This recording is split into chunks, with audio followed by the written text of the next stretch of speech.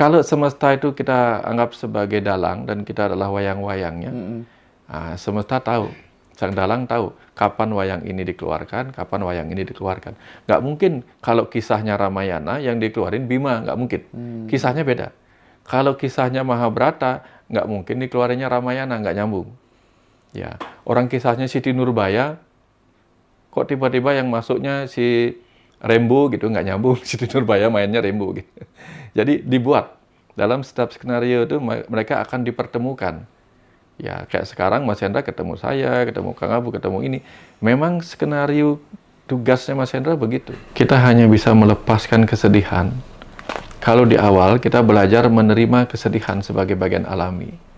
It's okay bahwa kita sedih kehilangan itu wajar. Karena apa? Kenapa kita harus sedih kehilangan walaupun ada kesadaran? Karena kesedihan itu menandakan orang yang hilang itu adalah orang yang layak dicintai. Kalau dia tidak berharga, maka dia tidak akan membuat orang sedih kehilangan itu. Jadi berterima kasihlah kalau kita sedih kehilangan orang, kehilangan seseorang. Artinya orang itu yang hilang itu sudah berhasil membuat dirinya berharga bagi kita. Baik teman-teman semuanya, kita lagi bersama dengan guru kita Bapak Dr. Wayan Mustika. Kita ngobrol-ngobrol lagi ya Pak Wayan ya. Ya, siap.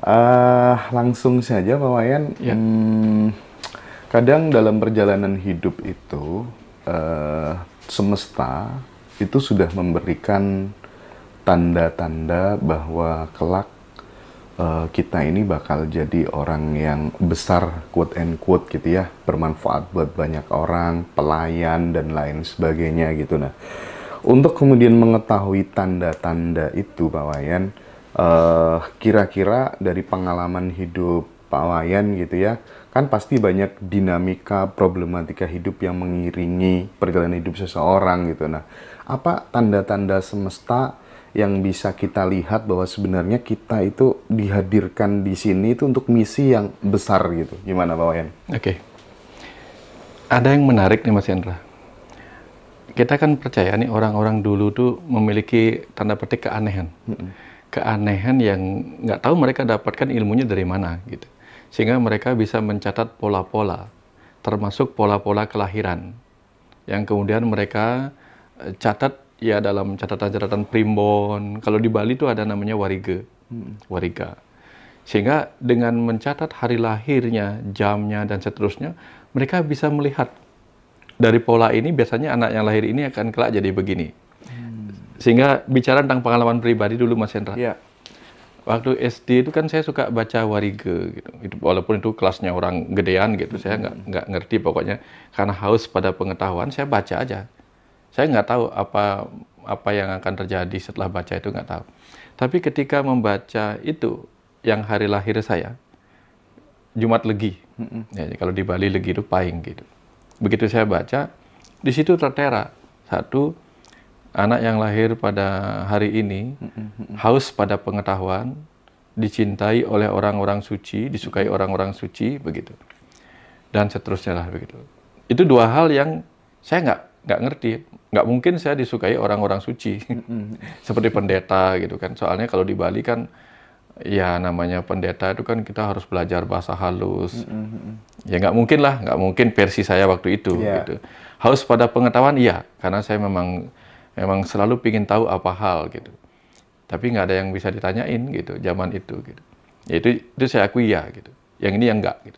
Nah, belakangan kemudian setelah sekian tahun saya mengalir bersama kehidupan gitu, ya saya suka belajar, baca ini, baca itu, baca Bhagavad Gita segala macam lah. Itu nggak ada hubungannya dengan apa yang saya baca di primbon gitu. Dan beberapa tahun belakangan ini setelah menulis buku itu dan seterusnya, lah saya jadi dekat dengan orang-orang, para pendeta, para pinandita, pemangku. Di situ baru saya ketemu ada kaitan. Oh ya benar juga sih. Jadi saya nggak dipengaruhi oleh apa yang saya baca tentang kelahiran itu. Dan sekarang tahu-tahunya sudah saya seperti mengikuti alur itu. Apa yang saya mau katakan di situ? Ketika dulu itu saya hanya mengikuti, tidak baca tanda-tandanya, tapi mengikuti. mengikuti ketertarikan saya. Misalnya suka baca, iya. Apapun yang saya tertarik pelajarin, saya pelajarin. Apapun yang saya tertarik pingin tahu, ya saya pingin tahu. Orang bisa begini, saya harus bisa. Orang bisa begitu, saya harus bisa. Walaupun hanya sedikit. Nah, ternyata semua proses itu adalah tanpa sengaja itu menjadi proses saya menjadi seperti pola yang dicatat oleh orang-orang dulu. Nah, jadi dalam hal ini kemudian saya bisa berbagi pengalaman ini. Bahwa kadang-kadang, walaupun nggak harus seperti itu ya, kadang-kadang kita bisa melihat visi misi kehidupan kita. Kayak jadi apa sih saya nanti itu? Kalau ada yang mau demikian, lihat kelahiran kita, lalu cocokkan. Misalnya nih, anak yang lahir ini biasanya memiliki potensi menjadi seorang pemimpin. Nah, nanti lihat diri kita. Lihat diri kita, jangan-jangan ketika kita punya komunitas, kita tiba-tiba suka ngajakin orang melakukan ini, itu. Karena kan kita pemimpin. Nah, ini ciri-ciri, tanda-tanda bahwa ternyata saya punya potensi pemimpin.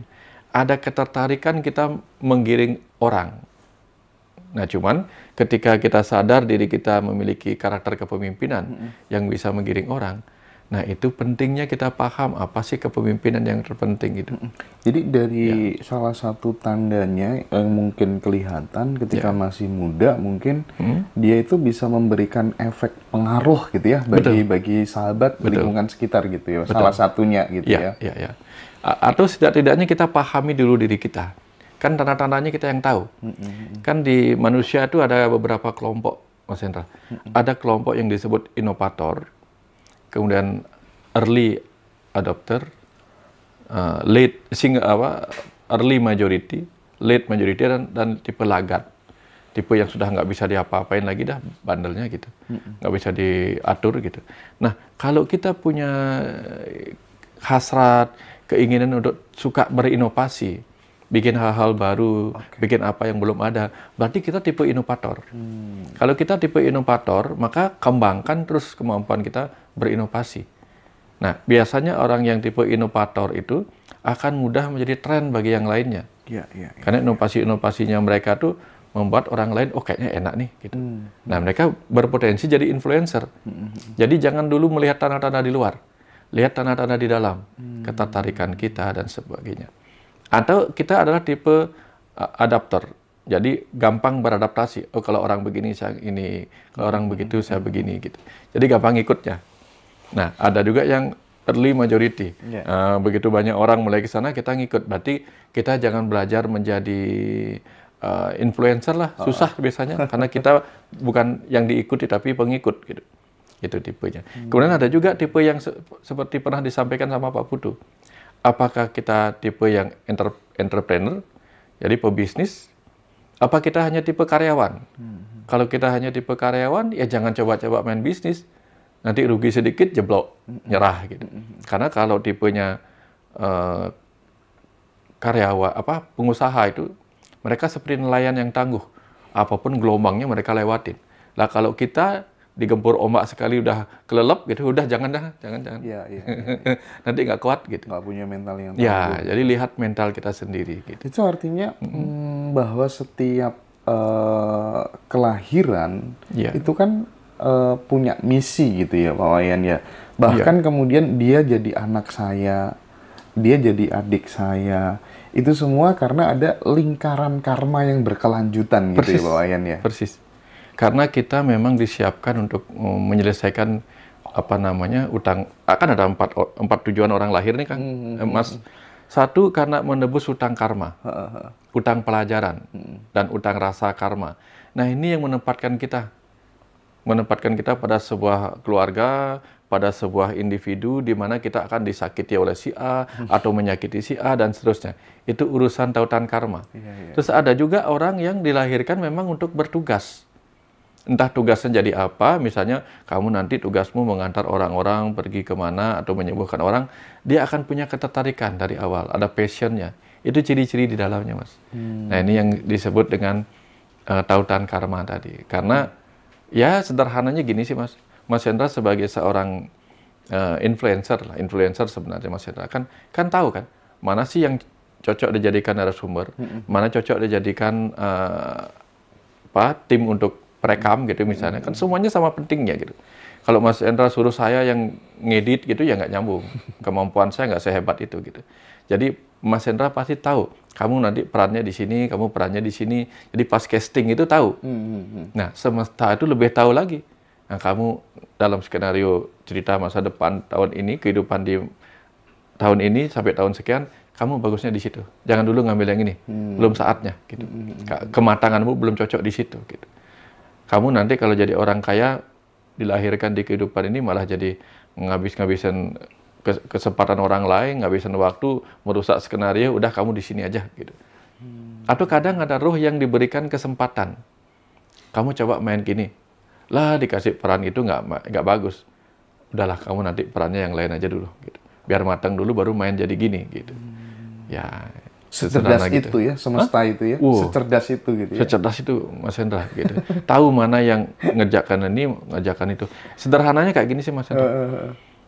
Kalau semesta itu kita anggap sebagai dalang dan kita adalah wayang-wayangnya, semesta tahu, sang dalang tahu kapan wayang ini dikeluarkan, kapan wayang ini dikeluarkan. Nggak mungkin kalau kisahnya Ramayana yang dikeluarin Bima, nggak mungkin. Kisahnya beda.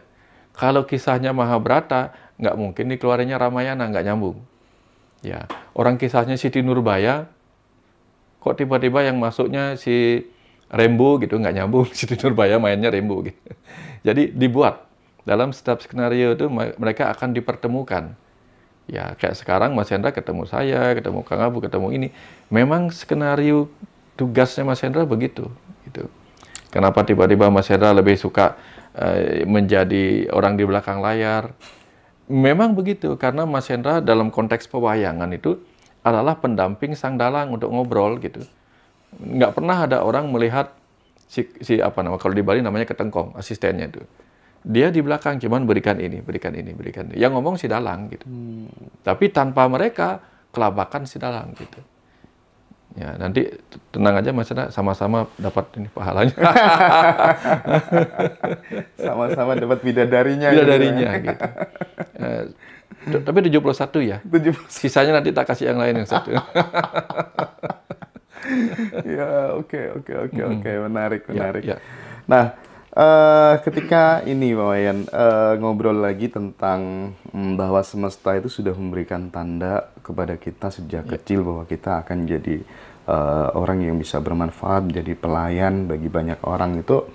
Kalau aku melihat gitu ya, banyak dari circle sahabat itu yang dari kecil dia udah ditinggal sama orang yang dia cintai, even itu adalah ibu atau bapak dan seterusnya gitu ya.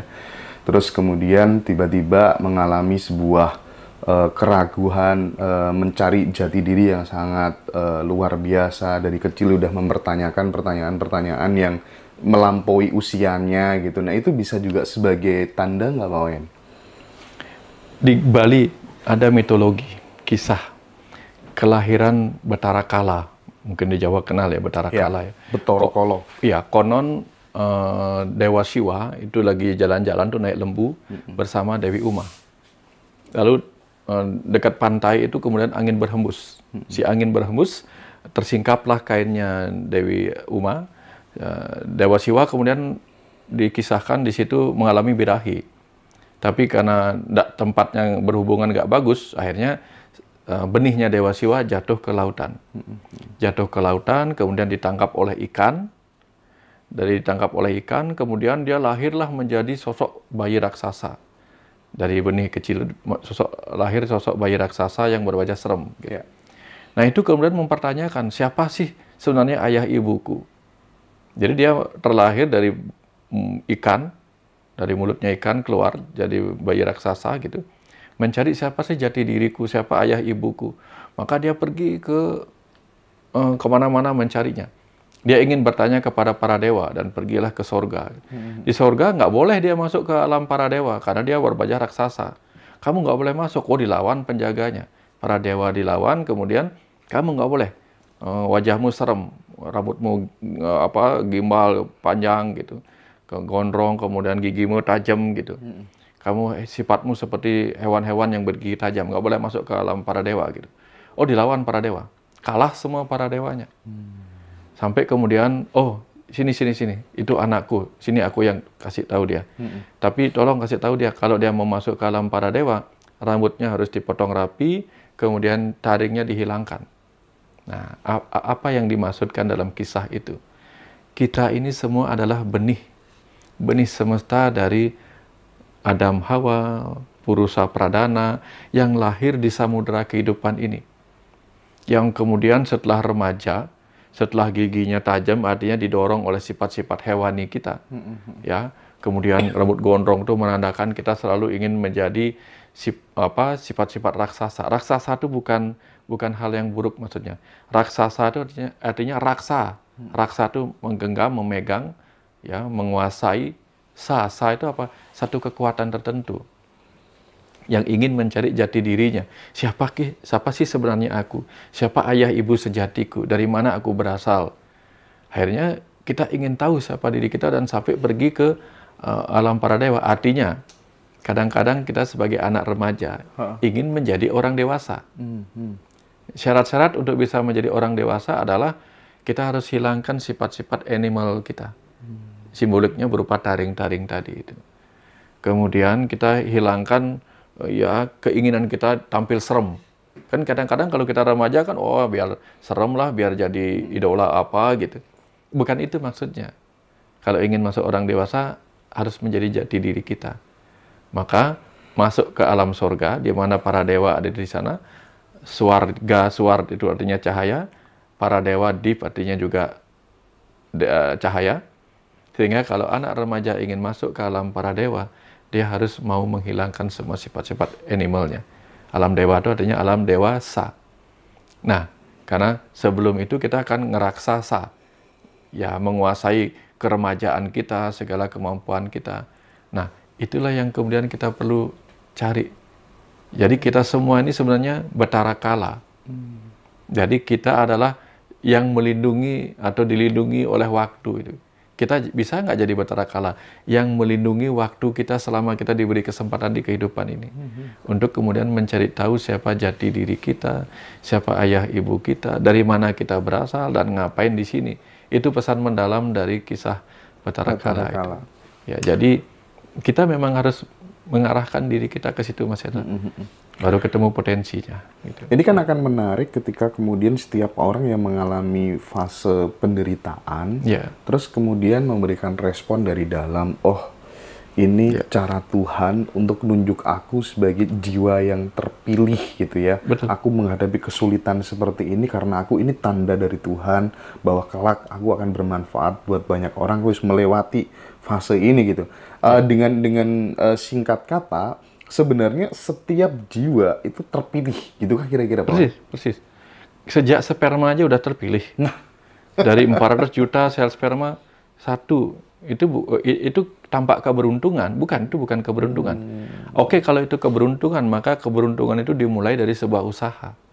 Usaha si sperma menjadi yang terkuat. Oke.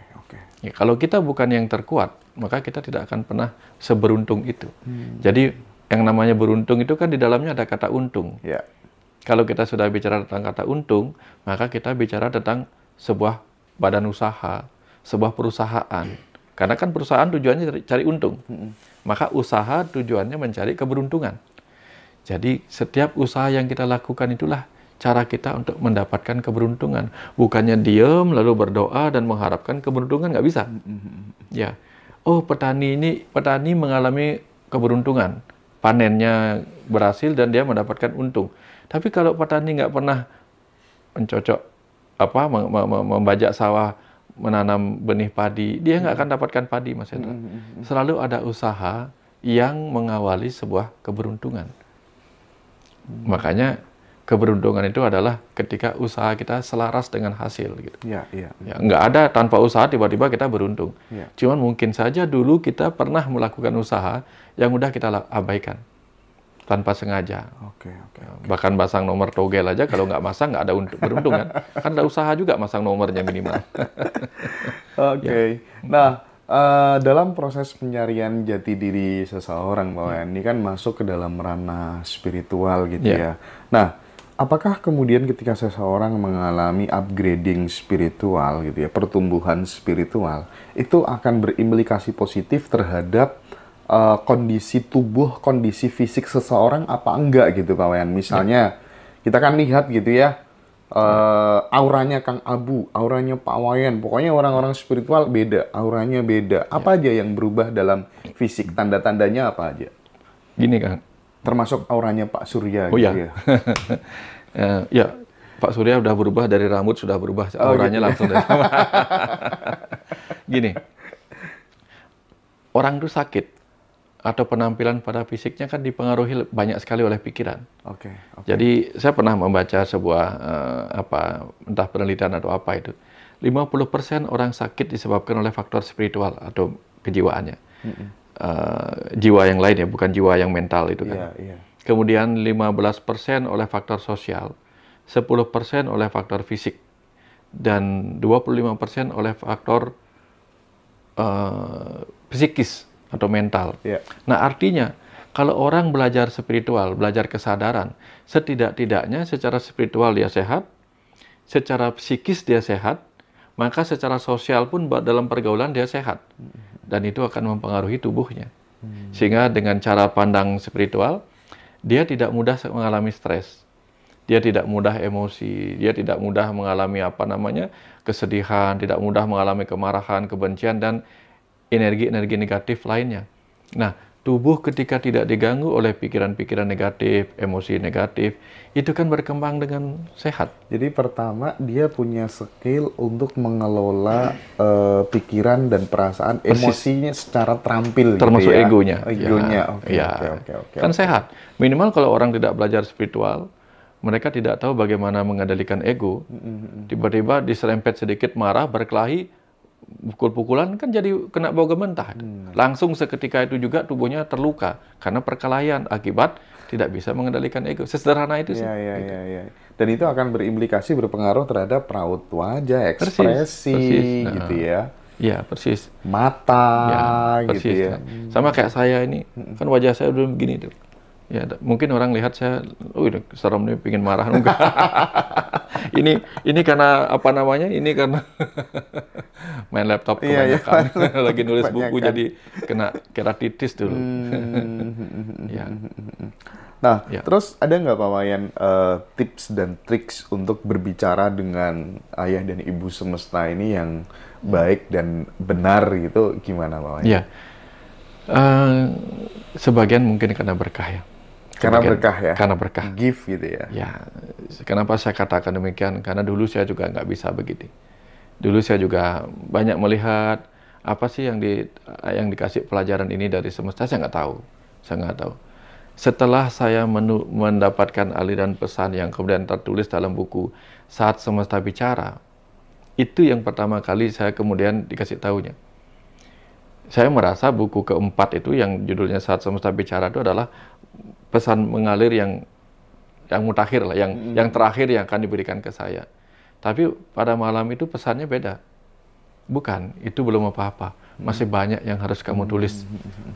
Semua yang kamu lihat ini adalah kitab suci. Cara bacanya gimana? Besok kita baca. Nah, besoknya langsung bisa baca. Nah, jadi sejak itu. Besoknya langsung bisa baca. Dibacain ini, dibacain itu gitu. Bunga jatuh dibacain, ya. Ada kecoa datang dibacain, apa saja dibacain gitu. Jadi bukan dibacain dengar-dengar suara tuh enggak. Tiba-tiba sesuatu tuh menjadi kita lihat. Persis seperti kalau tukang batu ngelihat batu, yang dia pikirkan, yang dia lihat adalah ini bagus untuk dasar rumah. Kalau orang yang mempunyai seni penataan batu ngelihatnya, ini kayaknya cocok untuk batunya di pojokan, ini bagus di batu besar ini gitu. Tapi bagi seorang pematung ngelihatnya batu ini jadi patung kayak gini gitu. Nah, saya seperti itu Mas Hendra. Tiba-tiba ngelihat sesuatu kejadian di alam, tiba-tiba dia tuh mengalirkan seperti cerita. Ada pesan apa di balik ini gitu misalnya gitu kan. Nah, contoh misalnya cecak merayap di dinding gitu. Apa yang bisa kita petik di sana? Cecak tidak jatuh ketika merayap di dinding yang terjal, di dinding yang tegak lurus. Itu karena ada sesuatu, ada ruang kosong, vakum. semacam vakum di jari-jarinya, yang membuat dia bisa menempel di situ. Tapi bagaimana dia bisa jalan? Karena dia tahu kapan melepaskan vakumnya itu, kapan melepaskan kemelekatannya, kapan dia mengelekatkan dirinya. Nah, kita bisa, seterjal apapun perjalanan hidup kita, kalau kita bisa meniru cecak, tahu kapan lengket, tahu kapan melepaskan kemelekatan, gitu, baru bisa. Kalau kita nggak melekat pada hal itu, kita bisa jatuh. Contoh nih, contoh.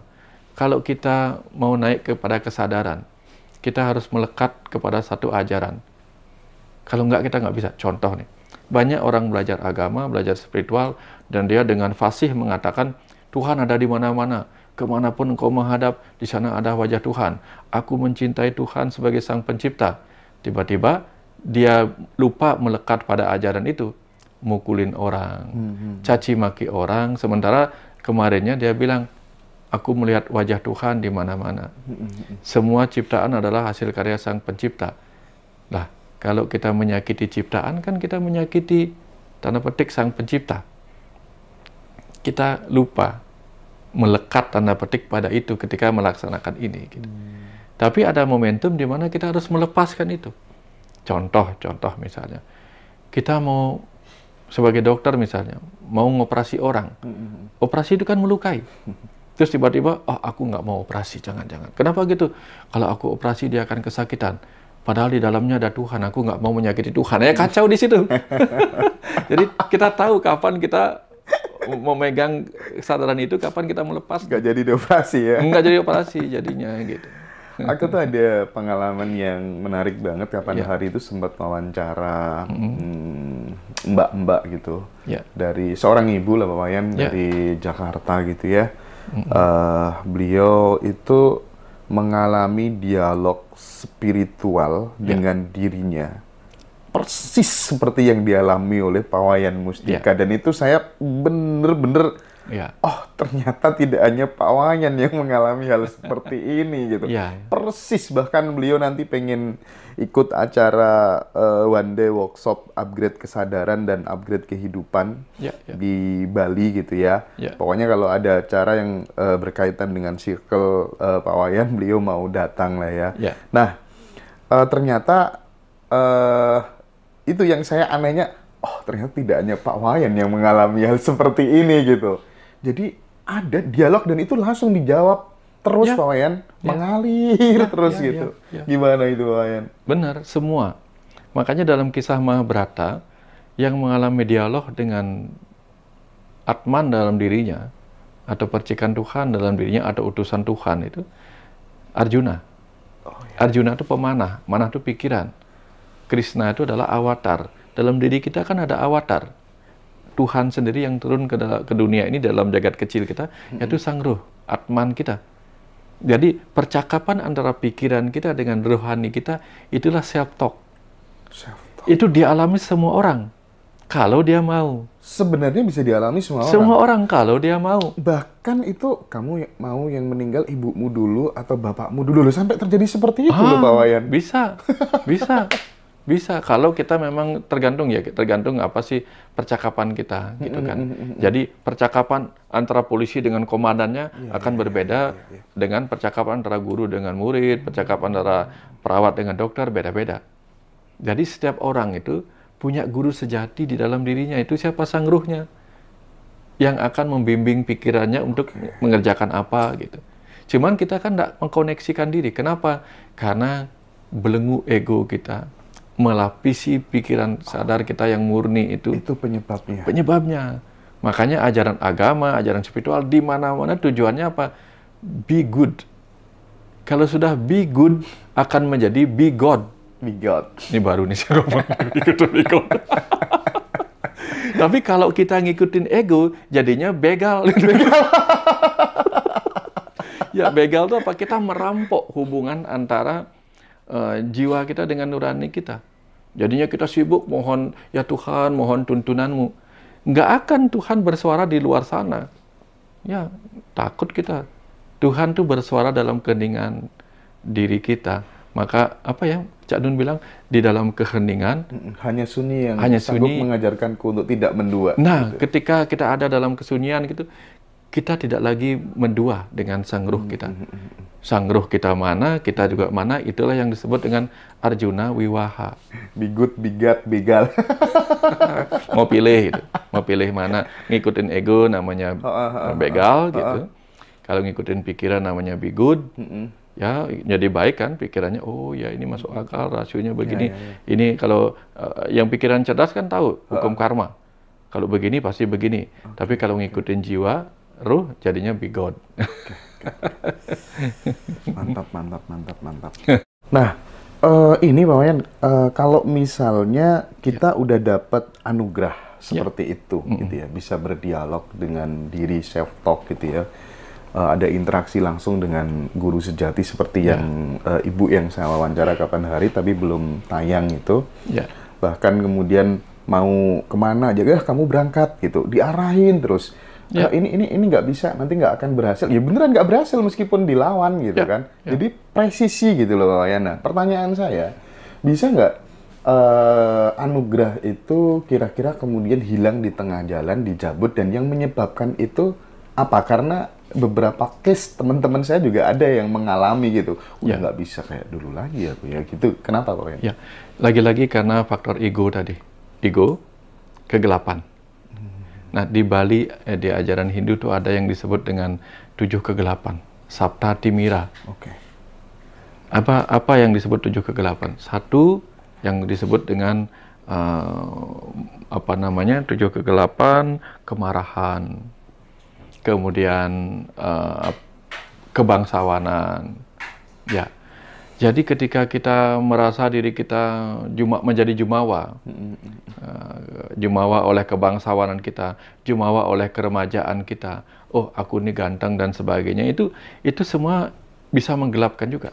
Semua hal-hal yang menyebabkan kita jumawa, entah karena kepintaran kita, oh aku loh yang bisa. Nah, begitu kita mengakui itu aku yang punya, aku yang pintar, bukan dia gitu, bukan aku yang itu.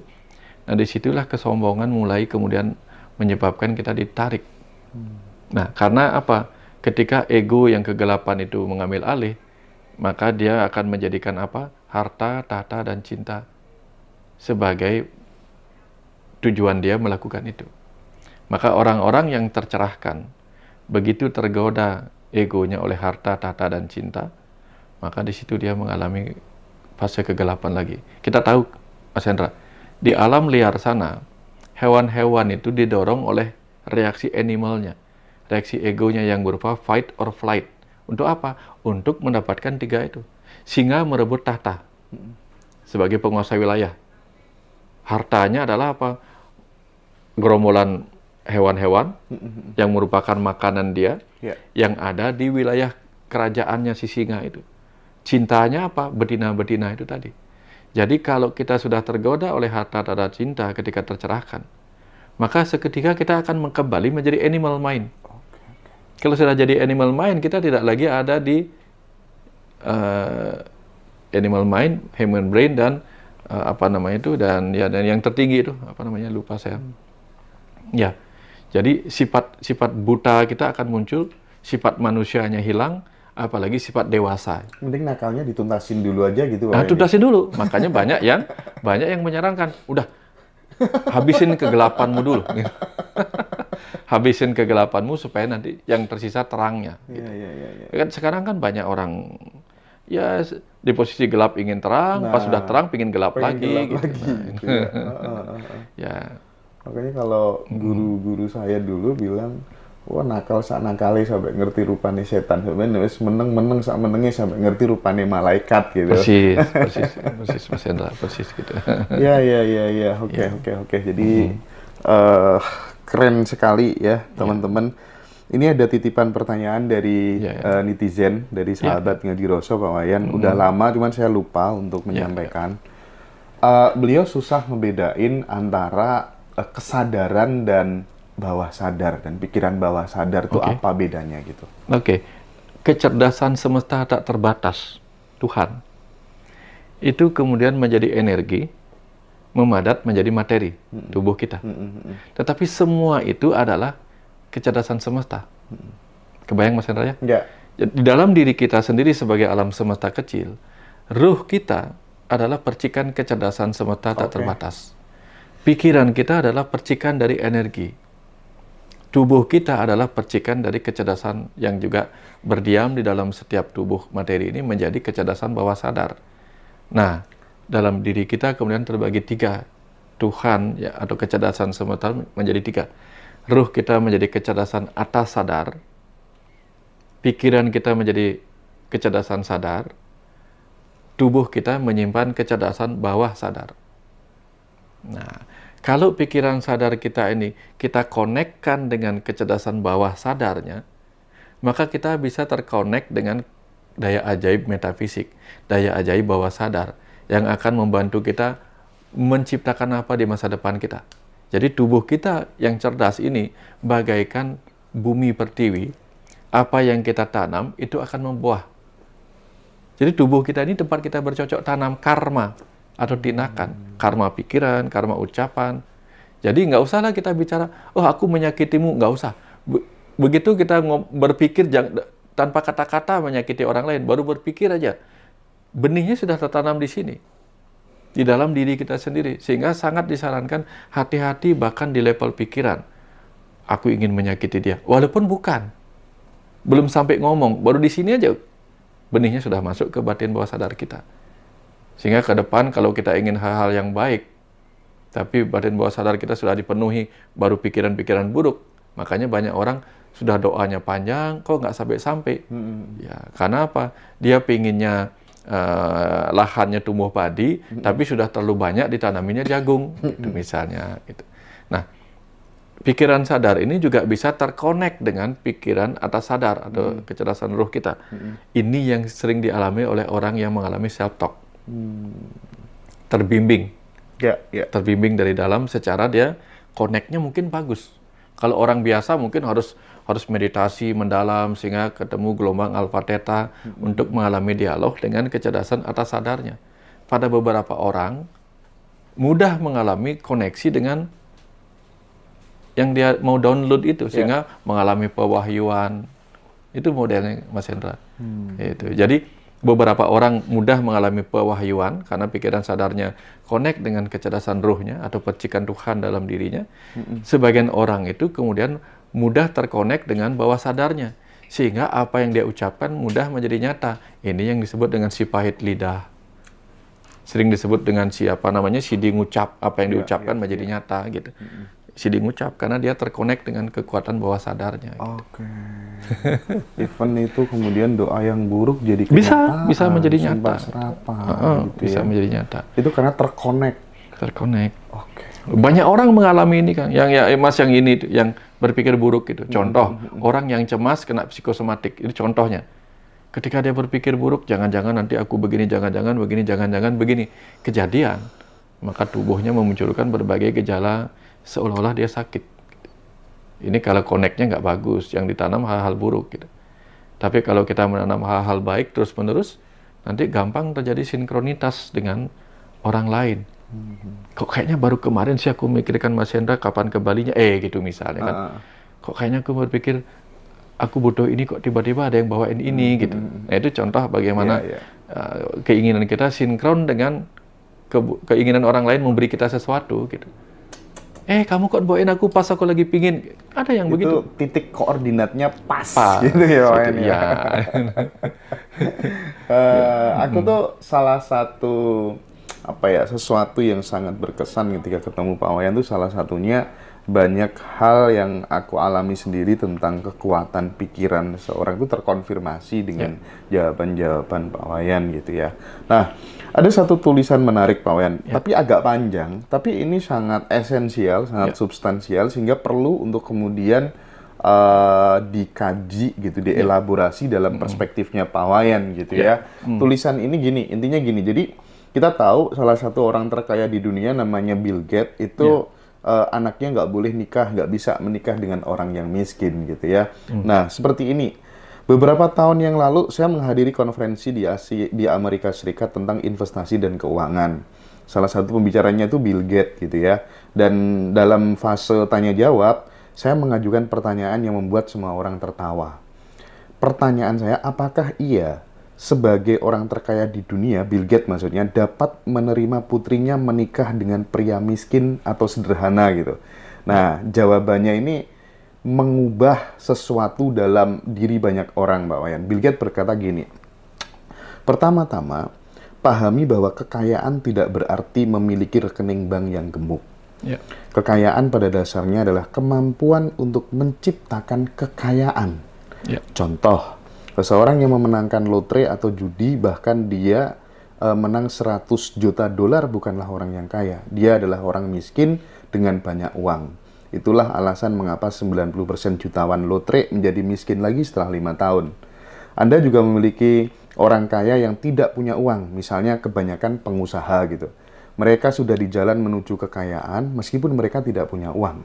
Karena mereka sedang mengembangkan kecerdasan finansial mereka dan itu adalah kekayaan gitu. Ya. Bagaimana orang kaya dan orang miskin itu berbeda gitu. Sederhananya, yang kaya bisa mati untuk menjadi kaya, sedangkan yang miskin bisa membunuh untuk menjadi kaya.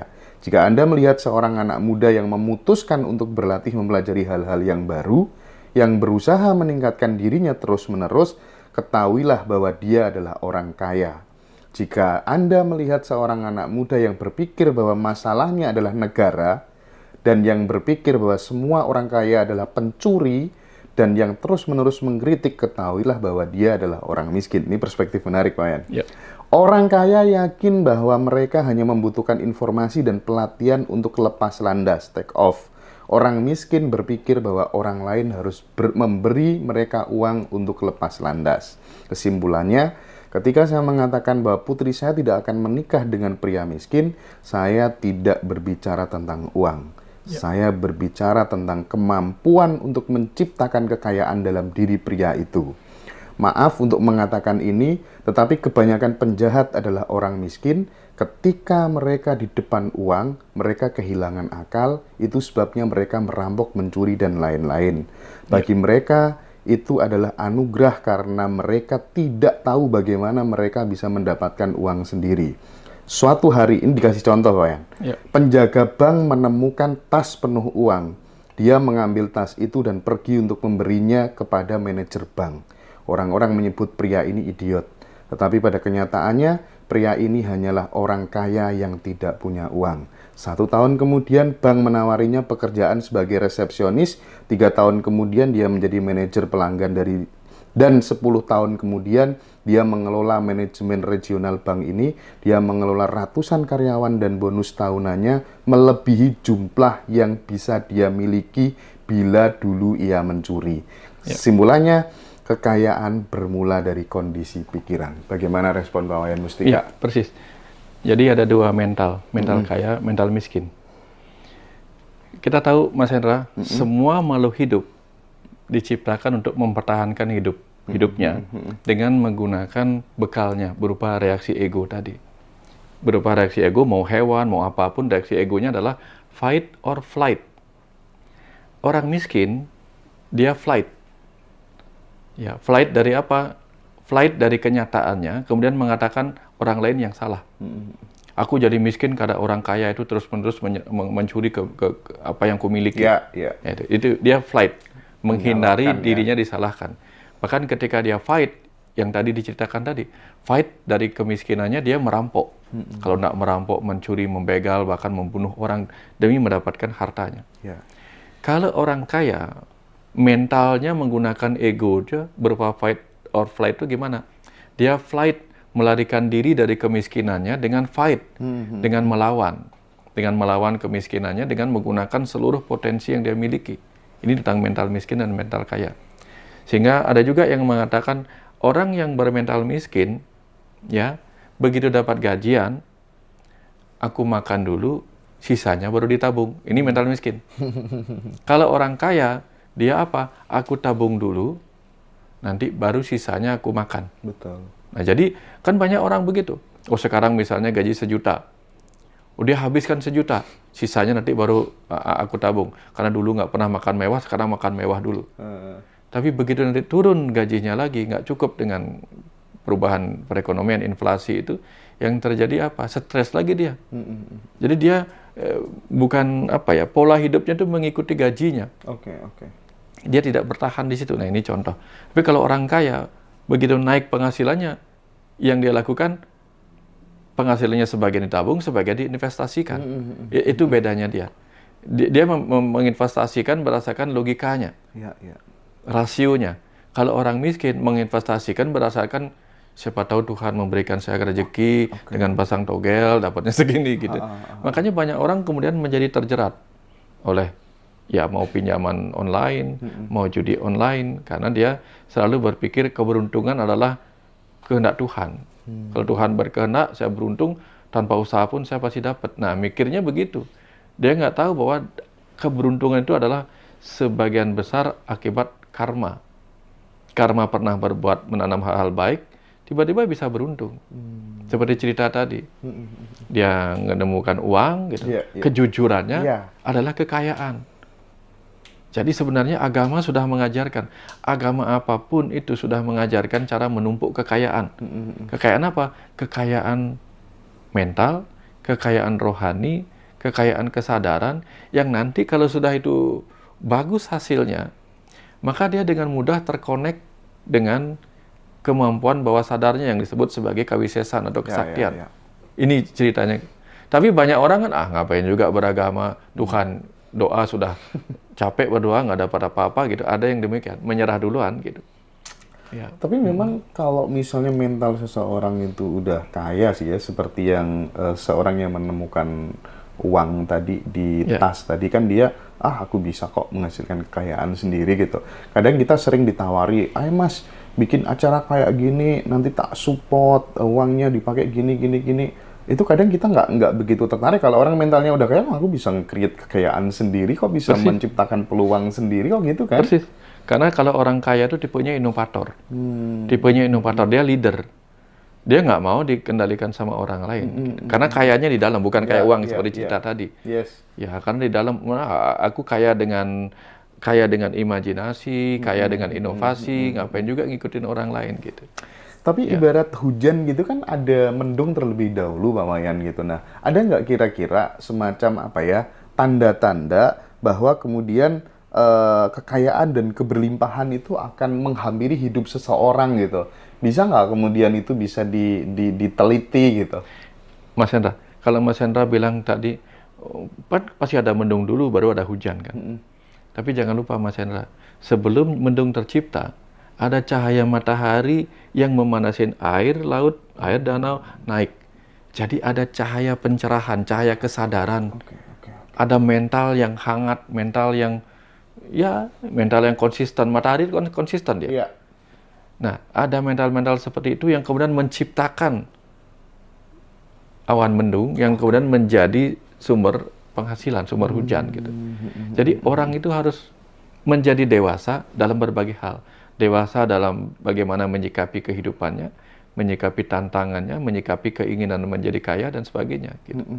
Ya, kalau orang hanya menjadi bumi, tanda petik bumi itu diam aja nunggu berkah dari langit, nggak bisa gitu.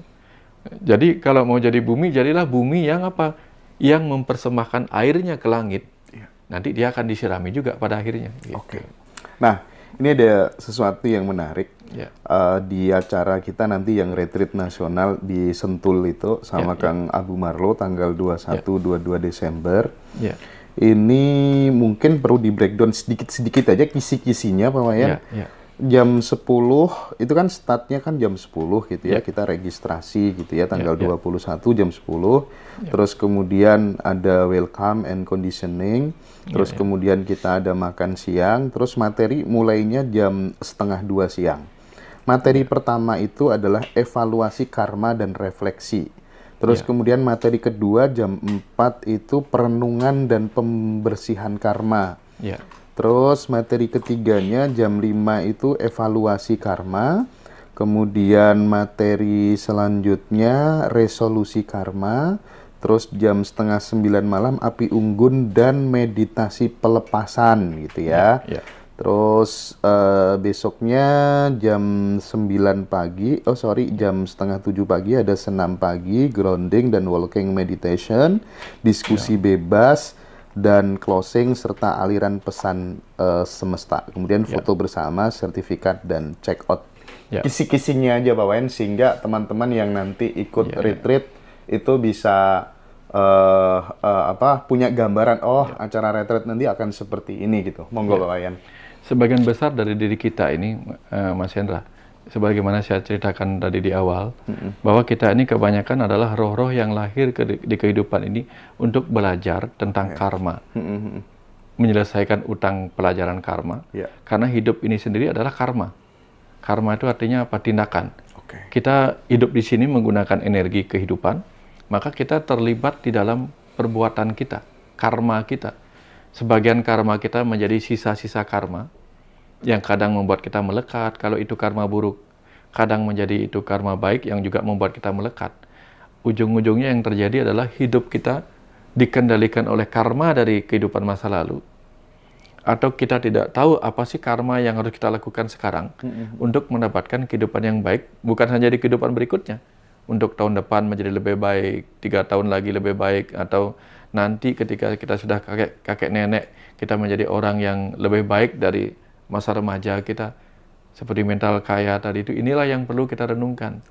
Ya, bagaimana kita menggunakan karma dari pikiran kita, bagaimana kita menggunakan karma dari ucapan kita, karma dari sikap kita. Karena sikap kita pun bisa menjadi sebuah pahala karma, hasil dari perbuatan dari sikap kita. Kan kalau sikap salah bisa berefeknya buruk. Jadi banyak orang kemudian menyalahkan orang lain, padahal yang dia keliru adalah melakukan karmanya sebelumnya. Entah minggu lalu, bulan lalu, tahun lalu. Bahkan karmanya di masa kecil bisa berefek di masa dewasa. Nah, kadang-kadang sederhananya adalah apa? Banyak hidup kita ini menyimpan trauma-trauma masa kecil, trauma kelahiran di masa lalu, trauma ketika kita dalam kandungan. Ini yang harus kita rilis. Karena kalau kita nggak rilis, susah kita membangun rumah yang lebih bagus di masa depan. Contoh, kalau kita beli sebuah rumah puing-puing, ada lahan-lahan yang di dalamnya, di atasnya ada puing-puing rumah gitu. Terus kita ingin bangun rumah baru di situ. Kalau kita nggak bersihin rangkanya, kita cuma ngesup-ngesup gitu, susah tukangnya. Harus dibersihkan dulu. Nah, itulah yang disebut dengan pembersihan karma masa lalu kita. Sehingga dengan banyak hal yang bisa kita lakukan membersihkan itu, baru dengan mudah kita membangun takdir, nasib masa depan kita, Mas Hendra. Nah, kira-kira seperti itu sih. Jadi bagi sahabat-sahabat semua yang ingin melakukan pembersihan karma, nanti bersama Kang Abu, bersama Pak Wayan, silahkan ya. Kalau ada keluangan waktu, ada waktu senggang, silahkan hadir di Sentul gitu ya, di Bogor. Itu tersedia 200 seat, masih ada 90 seat sampai sekarang, mulai dari sekarang sampai nanti tanggal 21 ya. Silakan teman-teman bisa hadir di sana untuk mengikuti resolusi akhir tahun gitu. Apa sih pentingnya Pak Wayan resolusi akhir tahun, sehingga 2025 nanti akan seperti apa? Itu apa pentingnya gitu? Iya, kan tahun 2025 itu tahun baru. Bagaimana kita menyambut tahun baru kalau kita nggak membaharukan diri? Kita perlu membaharukan diri untuk menyambut tahun baru gitu. Ya, kadang kita baju baru, wajah baru, semuanya baru. Tapi kalau batinnya nggak baru, mentalnya nggak baru, stres kita menghadapi tahun yang baru dengan berbagai tantangan baru. Ya, kemudian hambatan-hambatan yang juga baru. Dan kita harus selalu siap beradaptasi dengan perubahan-perubahan. Gitu.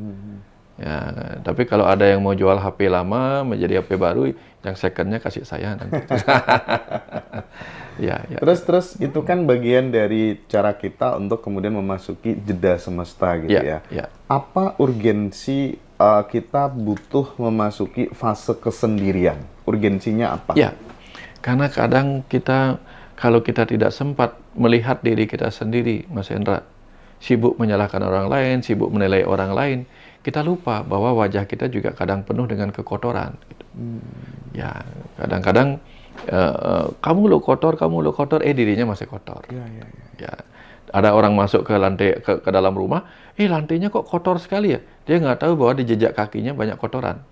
Nah, ini perlunya kita jeda sejenak untuk introspeksi diri. Namanya juga introspeksi. Jadi kita melakukan speksi ke dalam diri kita. Introspection. Jadi kita melakukan sesuatu atau penggalian ke dalam diri kita. Apa sih yang salah? Ya, Mas Hendra pernah ngelihat orang mau nanam padi nggak? Kemudian dia akan sebelum membajak sawah kan dia bersihin dulu bekas-bekas yang dulu supaya bisa nanam padi yang baru, nggak terganggu dengan rumput liar, nggak terganggu dengan bekas-bekas tanaman yang dulunya gitu. Nah, kadang-kadang kan kita tanpa sadar tuh memasukkan benih-benih yang nggak kita inginkan tumbuh ke depan. Jadinya kadang-kadang di tahun baru nanti berharapnya dapat A, kok tumbuhnya B karena sisa akar si B itu belum dikeluarin gitu.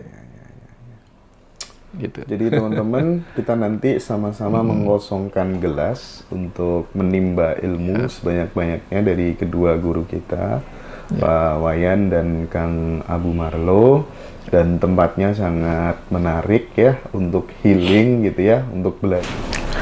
Nah, Pak Wayan, kita tahu bahwa kematian itu kan sesuatu yang pasti gitu ya.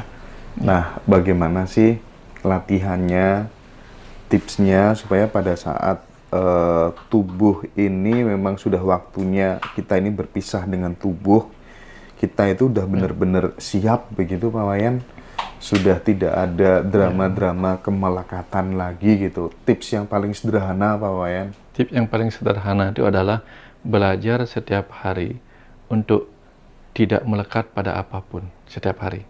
Contoh nih, misalnya kita pernah melakukan kebaikan, jangan melekat pada kebaikan yang pernah kita lakukan. Kalau kita melakukan hal yang salah, jangan terlalu melekat pada penyesalan. Oke, kita kemarin pernah salah, minta maaf, lalu besok nggak usah ngulangi lagi. Nah, jadi begitu kita nanti pulang dari tubuh ini, lepas dari tubuh ini, kita nggak akan terlalu menyesali. Karena kita akan mengatakan it's over.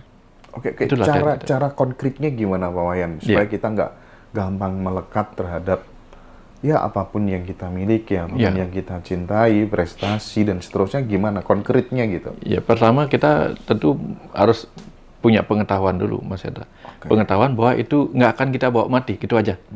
Kalau itu sudah nggak akan kita bawa mati, juga ngapain melekat kepada hal-hal yang tidak kita bawa kan? Kesadaran ya. Kesadaran itu yang terpenting. Gitu. Sehingga kalau dalam hidup kita sudah sadar, dalam mati pun kita sadar. Sadar bahwa di dalam ini sebenarnya kita sedang terpenjara, di dalam sel-sel. Tubuh ini kan 50 triliun sel. Namanya juga sel, maka dia penjara.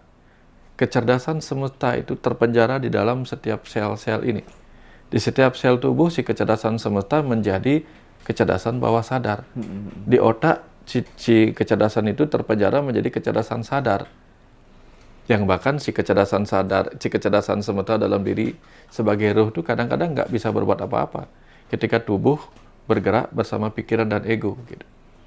Nah, jadi sederhananya kemudian belajar untuk sadar bahwa semua ini tidak terlalu penting tapi tidak penting. Penting apa? Penting untuk disyukuri bahwa kita diberi hidup untuk berbuat sesuatu yang sebaik-baiknya. Sehingga kalau kita sudah melakukan yang sebaik-baiknya, kita nggak akan menyesal. Contoh, kalau kita sudah belajar sebaik-baiknya, sudah maksimal kita belajar, besok ujiannya sudah maksimal kita kerjakan, apapun hasilnya kita sudah, ya sudah itu kemampuanku. Gitu. Tapi kalau kita belajarnya nggak maksimal, soalnya nggak dijawab dengan maksimal, ketika hasilnya jelek, kan kita nyesel. Nah, jadi setiap hari kita harus do the best. Always do the best, do the best. Kenapa harus do the best? Because we are we are the best. Karena kita semua adalah sperma terbaik, terpilih untuk lahir dalam kehidupan ini. Terpilih untuk berhasil membuahi sel telur. Ya. Nah, ini nih ada satu pertanyaan yang beliau itu udah lama sekali Pak Wayan merasakan kesedihan yang teramat sangat gitu ya, karena harus kehilangan anak yang dicintai gitu. Caranya untuk menghilangkan rasa sedih itu bagaimana Pak Wayan? Pertama, kita hanya bisa melepaskan kesedihan Kalau di awal kita belajar menerima kesedihan sebagai bagian alami, it's okay bahwa kita diterima. sedih kehilangan itu wajar. Karena apa? Kenapa kita harus sedih kehilangan walaupun ada kesadaran? Karena kesedihan itu menandakan orang yang hilang itu adalah orang yang layak dicintai.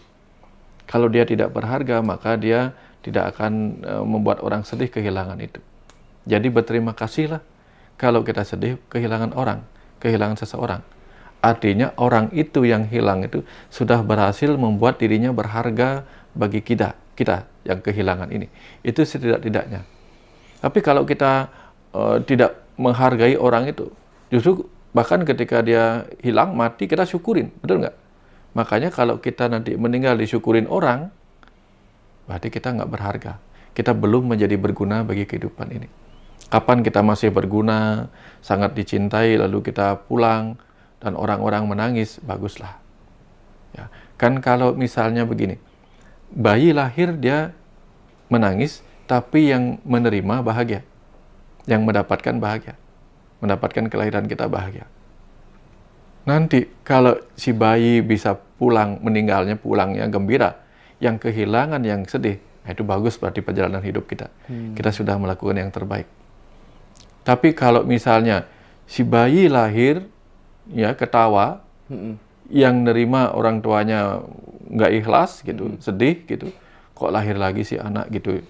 Nanti pulangnya dia yang gembira, kita yang sedih, nah itu berarti hidup kita gagal.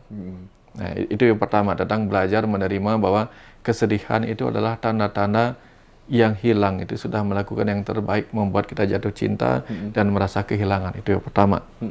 Baru setelah itu kita jangan lama-lama, segera sadar bahwa semua yang ada di dunia ini adalah keberadaan yang tidak abadi. 100 tahun dari dulu kita nggak ada, 100 tahun dari sekarang kita juga tidak akan ada.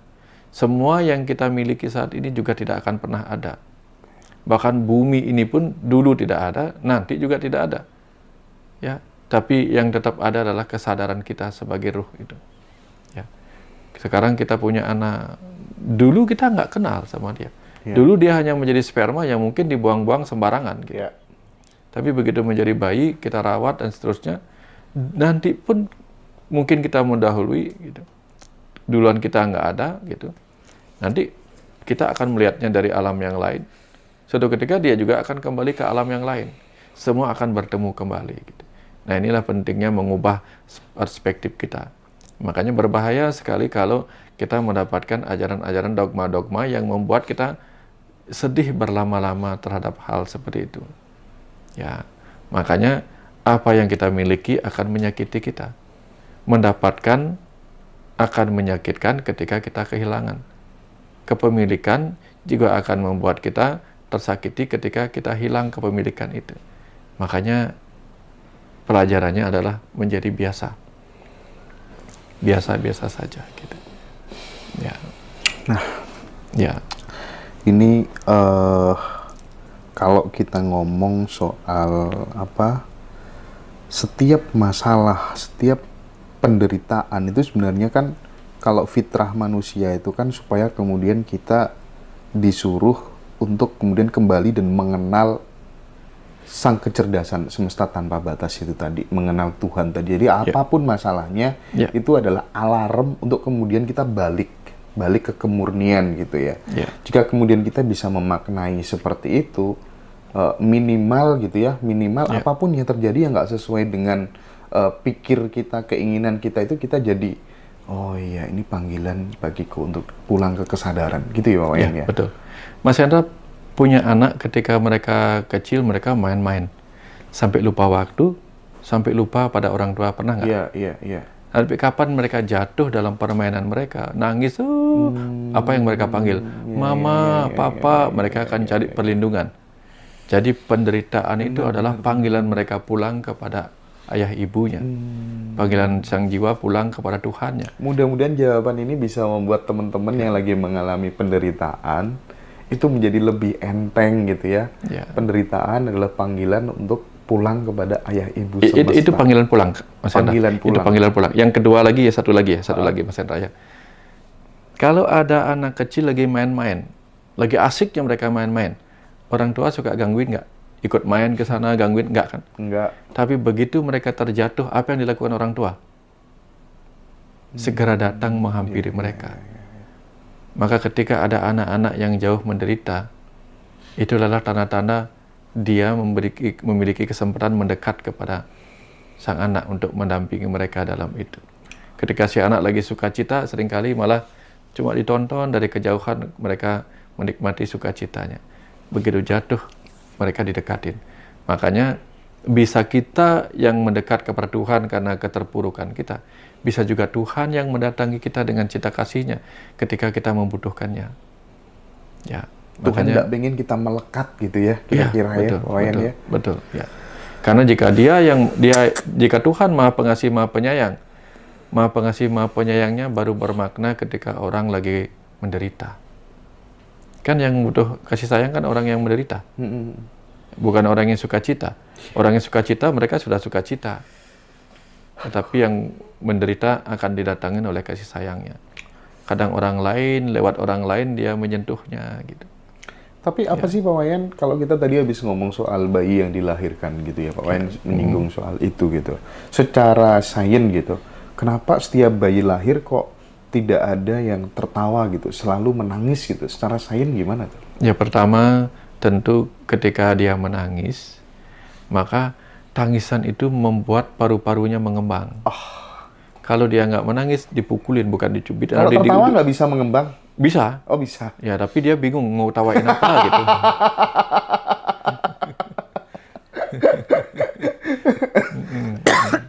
Ya. Gitu Mungkin ya. dalam spiritual dia juga mengatakan, aku balik lagi ke alam neraka, gitu. Alam naraika, alam manusia ini. Di mana aku kembali terjebak di dalam pembelajaran yang penuh suka duka ini, gitu dia. Ya. Oke lah ya. Jadi dalam konteks spiritual, pokoknya kita harus stop mencari keluar, segalanya sudah ada di dalam dirimu. Gitu. Kesadaran itu yang senantiasa harus kita transformasikan kepada banyak orang. Dan saya mengajak, menghimbau, mengirimkan pesan kepada semuanya.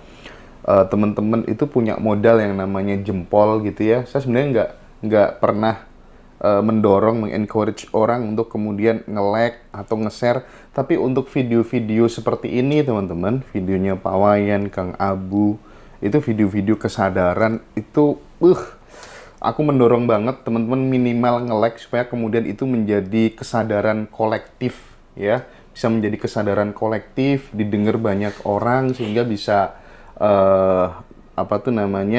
teman-teman memiliki kesadaran yang lebih universal gitu ya, tidak pendek sumbunya gitu, melihat sesuatu itu dalam perspektif yang lebih luas, karena musuh kita adalah kesempitan di dalam berpikir gitu ya Pak Wayan ya. Persis. Oke. Nah, kemudian ini Pak Wayan, ada titipan pertanyaan dari sahabat-sahabat gitu ya. Bagaimana sih Pak Wayan secara konkret barangkali yang harus dilakukan, mungkin 2-3 poin yang bisa dikerjakan gitu, meskipun tanpa dibimbing seorang guru, supaya kita bisa menyiapkan diri agar selalu diberikan petunjuk oleh Tuhan gitu. Kalau tadi Pak Wayan kan sempat memberikan clue, ya poinnya adalah ego tadi ya. Nah, itu gimana? Bisa dielaborasi lagi Pak Wayan? Ya, pertama belajar dalam kesadaran ego. Belajar melatih diri agar tidak terjebak pada ego. Yang kedua, belajar memberi makan kepada pikiran kita dengan pengetahuan. Karena hanya dengan memberi pengetahuan pada pikiran kita sebanyak yang kita bisa, nanti si kecerdasan semesta, sang roh kita gampang memberi kita materi pengetahuan atau insight. Karena kalau kita dikasih tahu sebagai bisikan sama roh kita, tapi kita nggak siap, kita nggak akan dapat apa-apa. Kan ada yang mengatakan kapan murid siap, saat itu guru datang. Kalau si pikiran ini, si Arjuna ini nggak siap, nanti dikasih tahunya salah paham, nanti salah tafsir. Begitu muncul pohon buah, dipasangnya kalau buah ini nomor togelnya berapa ya, gitu. Nomor togel dipikirin gitu. Tapi kalau kita sudah belajarnya apa makna buah, begitu dia dalam kilasan kita muncul kata buah, oh berarti aku harus mengupas ini. Nah gitu misalnya kan. Berarti kehidupan ini adalah buah karya yang harus kita kupas. Namanya juga buah karya kan. Bagaimana caranya mendapatkan isi dari karya itu? Karena ini buah karya Tuhan, maka setiap buah karya harus kita kupas, karena itu buah. Ya. Dan setiap buah karma atau pahala karma juga harus kita kupas. Kok tiba-tiba aku mendapatkan buah karma yang baik? Harus kita kupas. Ini hal baru saya dapatkan juga. Maksudnya. Ini kalau saya dapat buah karma buruk, ada apa? Ini kita kupas, karena dia buah. Buah karma baik, buah karma buruk. Kita kupas, baru dapat isinya. Baru bisa menikmati, oh, jadi ini maksudnya kenapa aku mendapatkan buah karma buruk dengan disakitin orang lain. Nah, ini hanya bisa kita dapatkan kalau kita menajamkan pikiran kita, menumpulkan ego kita, dan mencerahkan kesadaran kita. 3 hal. Cerahkan kesadarannya dengan moralitas, tajamkan pikirannya dengan pengetahuan, tumpulkan reaksi-reaksi ego kita dengan apa? Dengan selalu tenang, belajar untuk tenang, tidak responsif, terlalu cepat, reaktif gitu. Itu 3 hal. 3 hal. Untuk menyiapkan diri supaya kemudian kita diberikan petunjuk oleh Tuhan, gitu ya.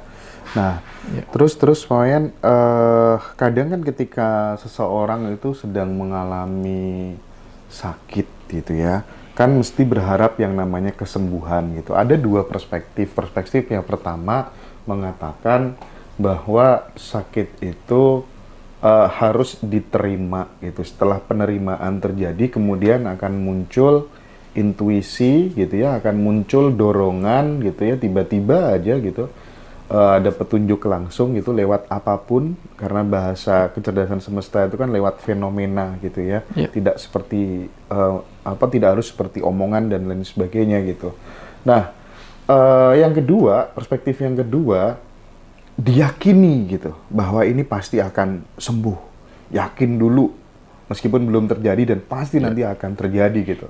Nah, dua-duanya ini banyak case gitu yang dengan keyakinan totalitas tanpa ada keraguan sedikit pun di dalam dirinya itu juga bisa sembuh. Nah, yang kedua dengan model penerimaan itu tadi, nggak ngapa-ngapain sama sekali gitu. Nah, ini yang benar yang mana Pak Wayan? Ya, ketika tubuh sakit, tubuh kan sebenarnya disiapkan dengan kecerdasan bawah sadar itu untuk memproses kesembuhannya sendiri. Nah, masalahnya adalah ketika orang sakit, ada 5 fase. Fase denial, dia menyangkal dirinya sakit, dia nggak terima dirinya sakit, saya nggak sakit kok gitu. 2, fase anger, marah-marah. 3, fase bargaining. Oke lah kalau aku memang sakit, terus apa dong? Tapi dia agak ragu, coba-coba gitu. Yang keempat, fase depresi. Kalau udah depresi, sudah menyerah, nggak ngapa-ngapain. Yang ketiga, fase acceptance, fase penerimaan. Kalau orang sudah fase penerimaan, maka dia memiliki keyakinan pada kecerdasan bawah sadarnya, kecerdasan tubuhnya. Oke, aku terima diriku sakit. Aku akan terima bahwa dia butuh waktu untuk sembuh. Nah, pada penerimaan inilah ada juga keyakinan bekerja di situ. Jadi sebenarnya dua-duanya satu kesatuan. Keyakinan tidak akan muncul kalau tidak ada fase penerimaan itu tadi. Oh, gitu ya. Ya, kalau misalnya kalau orang tidak terima dirinya sakit, dia tidak akan pergi ke dokter dan dia tidak akan yakin kesembuhan itu oleh dokternya. Misalnya, aku nggak yakin sama dokter ini, sehingga dikasih obat pun dia nggak terima dikasih obat itu. Dua-duanya bermain di situ. Jadi penting di situ. Setelah fase acceptance, penerimaan, mau kita yakin kesembuhannya dari dalam diri, mau kita yakin kesembuhannya dari kecerdasan yang dibawa oleh para penyembuh di luar, para dokter, para terapis, itu pasti akan berhasil. Karena kunci kesembuhan itu adalah keyakinan. Ya, makanya muncul efek placebo, efek nocebo tadi. Sehebat-hebatnya obat, semahal-mahalnya obat, kalau orang sudah nggak percaya, walaupun itu obat beneran, nggak sembuh. Tapi kalau orang sudah yakin itu obat yang menyembuhkan, padahal isinya tepung, itu bisa menyembuhkan. Kayak gitu Mas Hendra. Nah, tapi gimana Pak Wayan? Kalau Pak Wayan kan mengatakan bahwa kunci dari kesembuhan salah satunya adalah keyakinan. Itu kan mungkin juga bisa digeneralisir dalam konteks pemberdayaan diri, pengen jadi orang sukses dan seterusnya gitu. Itu kan juga keyakinan gitu ya. Tapi kadang kalau guyonannya Kang Abu gitu, kadang kita ini udah yakin dapat Angelina Jolie tapi nggak dapat gitu. Lah itu gimana? Titik tengahnya gimana ngebedain itu Pak Wayan? kadang kita butuh memiliki keyakinan, tetapi juga yang realistis. Oke. Yang realistis gitu. Misalnya, yang realistis sesuai dengan waktu, ruang dan waktunya. Misalnya kita yakin, suatu ketika aku akan sampai di bulan gitu. Mungkin akan terjadi. Mungkin suatu ketika itu adalah di kelahiran berapa berikutnya gitu kan. Jadi kan kita nggak ingat lagi bahwa kita pernah memikirkan itu. Kan? Iya, bisa jadi ya. Bisa jadi gitu. Delayed manifestation ini. Iya, delay aja dulu gitu. udah dilupakan tapi terjadi gitu Iya, ya. terjadi. Misalnya aku berhayal akan ketemu Angelina Jolie, bisa terjadi, tapi nanti mungkin dalam tubuh yang berbeda gitu. Ya. Tetap realistis kan ya, Ya. teman-teman. Kang Abu lagi halu gitu kan. Iya. Nah, terus Pak Wayan kan pernah mengatakan bahwa kita itu adalah apa yang kita makan gitu. Apa sih maksudnya itu?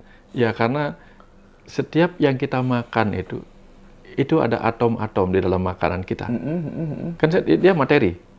Di dalam material makanan itu ada atom-atom, dan di dalam atom itu ada kecerdasan. Kecerdasan yang bisa mempengaruhi kecerdasan kita. Maka kita adalah apa yang kita makan, karena kecerdasan pada material itu akan mempengaruhi kecerdasan kita. Ya, kalau orang suka belajar matematika, kecerdasannya dengan kecerdasan matematika. Kalau orang belajar ekonomi, hal-hal ekonomi dia pahami. Itu makanan pikiran. Makanan tubuh juga sama. Ya. Jadi kalau kita anggaplah ini, tidak usah ada jauh-jauh tentang makanan. Obat kan juga kadang berupa makanan, dan makanan juga berupa obat. Kalau kita makannya adalah obat tidur, efeknya tubuh ngantuk aja terus. Kalau yang kita makan adalah makanan yang mengandung senyawa yang membuat kita semangat, menyebabkan kita penuh dengan semangat. Sesederhana itu. Ya. Nah, terus akhir-akhir ini Wayan saya melihat gitu ya, banyak sekali orang-orang yang merasa bahwa dirinya itu sakti gitu ya, karena bisa mengakses informasi dari para leluhur yang kemudian memberikan informasi tentang bencana, atau kemudian habis mendapatkan petunjuk ini, petunjuk itu gitu. Terus tiba-tiba, pokoknya banyak lah ya, sakti, merasa sakti, tapi sebenarnya kalau dilihat dalam perspektif umum, ini orang ini kayaknya sakit deh, bukan sakti deh gitu ya. Nah, kita sebagai murid, untuk kemudian bisa memfilter, mengenali bahwa guru kita ini sebenarnya sakti atau sakit, itu apa parameternya? Ada tiga, paling gampangnya tiga ini. 3 cara untuk membuktikan sebuah kebenaran. 1, sabda suci, sabda pramana. 2, anumana pramana, analisa.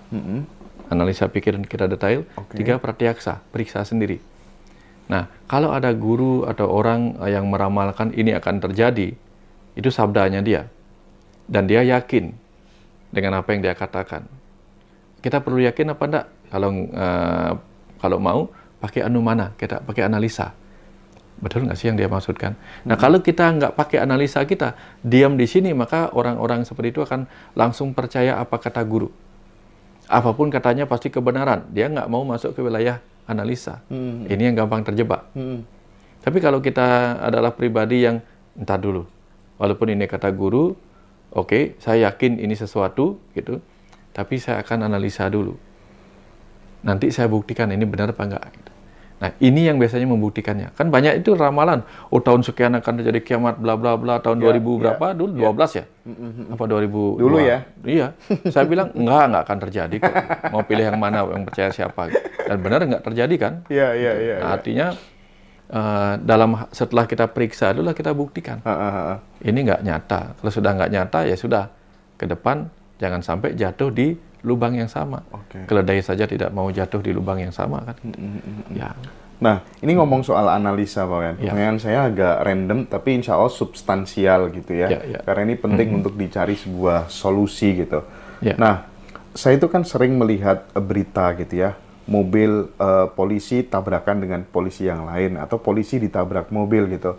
Komennya, Pak Wayan, yang ditulis oleh netizen itu, teman-teman rata-rata syukur gitu. Jadi mereka bersyukur gitu, merasa senang banget ketika ada polisi mengalami musibah seperti itu gitu.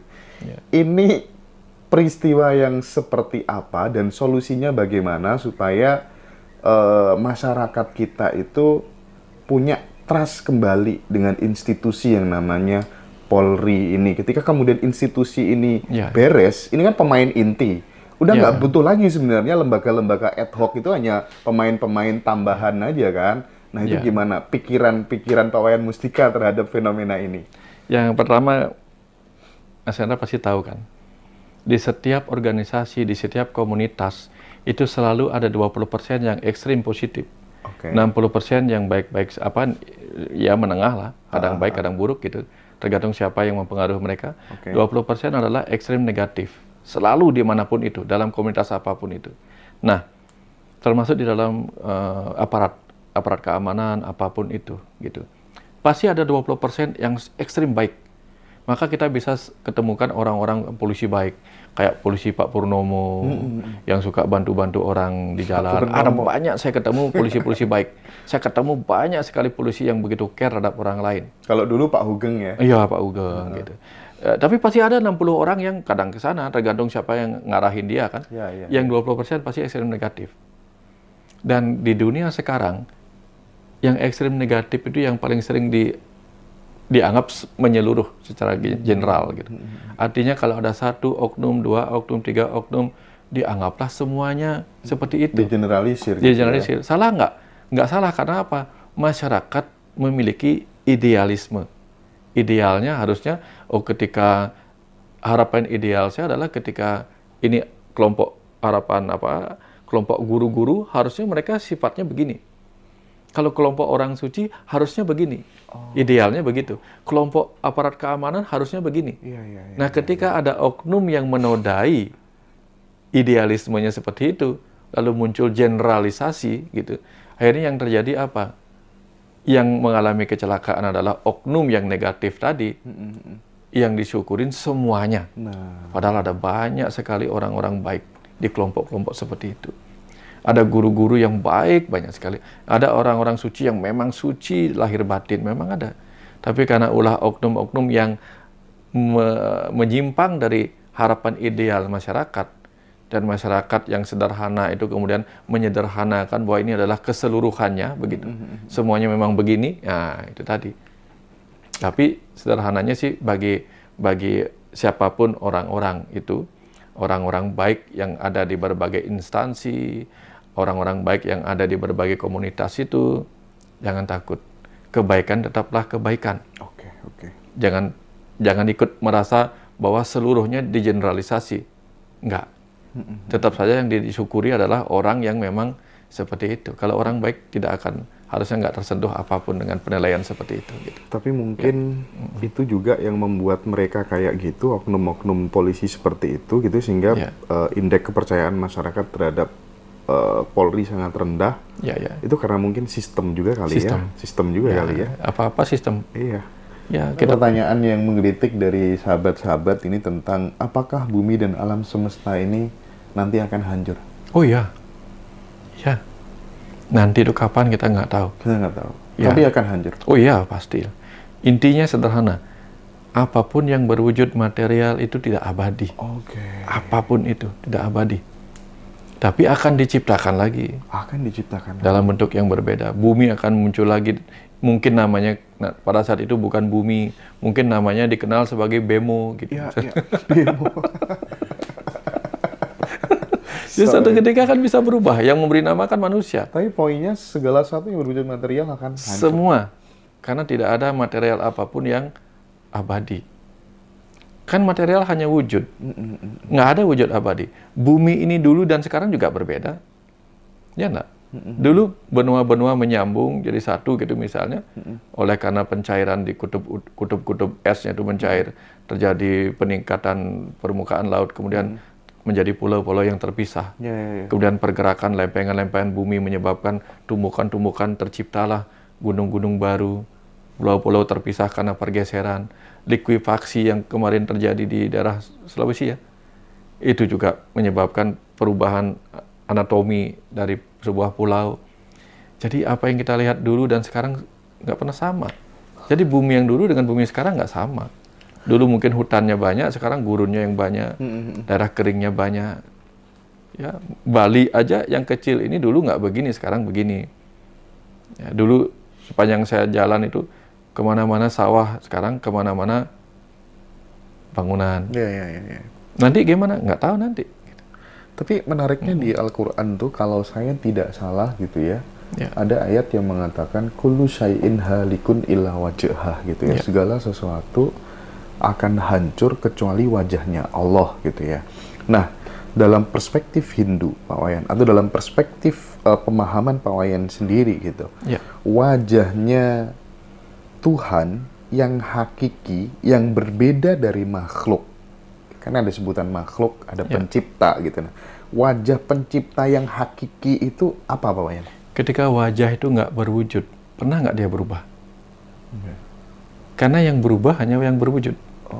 Ketika wajahnya itu tidak berwujud, bagaimana dia berubah? Sederhana itu. Ada dua wajah. Wajah yang berwujud, wajah yang tidak berwujud. Yang berubah adalah yang berwujud. Suara saya berwujud nggak, Mas Hendra? Enggak. Berwujud. Berwujud? Berwujud ini. Oh iya. Karena saya ngomong dimanapun orang kenal. Oh iya. Nanti Wujud ketika ya? ketika nanti saya menua, gigi saya mungkin hilang, suara saya udah berubah. Iya. Benar nggak? Oke. Nanti orang nggak akan kenal lagi suara saya karena sudah wujud suara saya udah berubah. Oh iya. Ya, Yang tetapi berwujud akan berubah. iya. Tetapi yang tidak berubah tuh apa? Kalau omongannya kayak gini biasanya Pak Wayan ini. Nah, oke. Itulah pola. Pola yang tidak berwujud. Oh, ini polanya. Kebiasaan itu kan juga nggak berwujud. Tapi kalau begini biasanya dia. Nah, itu yang nggak berubah. Keren. Ya. Oke. Ya. Jadi yang berwujud itu yang akan berubah gitu. Ya. Dan wajah kecerdasan semesta tanpa batas, wajahnya Allah, wajahnya Tuhan, itu nggak akan berubah. Nggak akan berubah. Karena nggak pernah berwujud. Yang hakikinya. Hakikinya. Ya, ketika wajahnya itu yang mewujud, pasti akan berubah gitu. Apapun wujudnya akan berubah. Oh, di India itu wajahnya Tuhan yang diwujudkan dalam Dewa Siwa, sampai di sini berubah wajahnya. Oke. Dewa Siwa di sini wajahnya berbeda dengan yang di situ. Ya.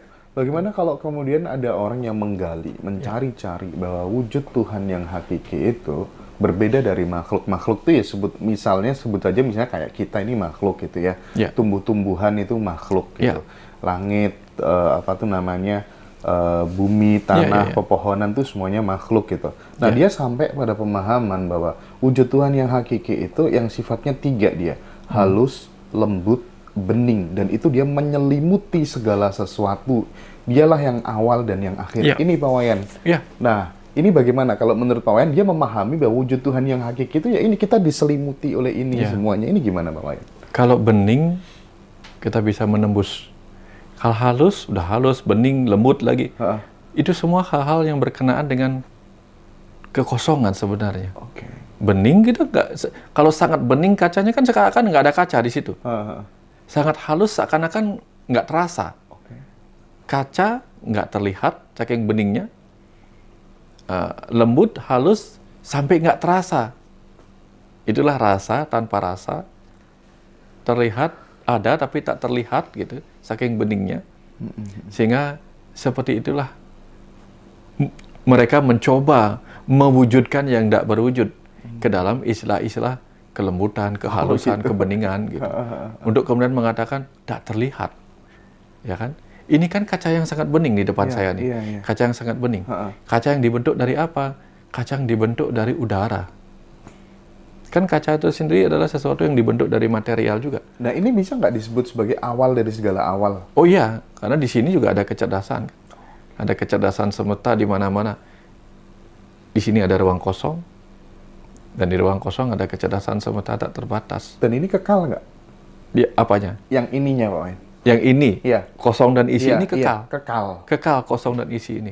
Tetapi ketika di sini kan ada oksigen, hidrogen ada di mana-mana nih. Ada karbon yang saya keluarkan ketika saya keluarin napas. Nanti kapan mereka karbon yang saya keluarkan, hidrogen, oksigen memadat menjadi energi kembali berupa karbohidrat, nampak dia mewujud. Tapi begitu dimakan lagi jadi energi nggak kelihatan lagi. balik lagi dia ke sini.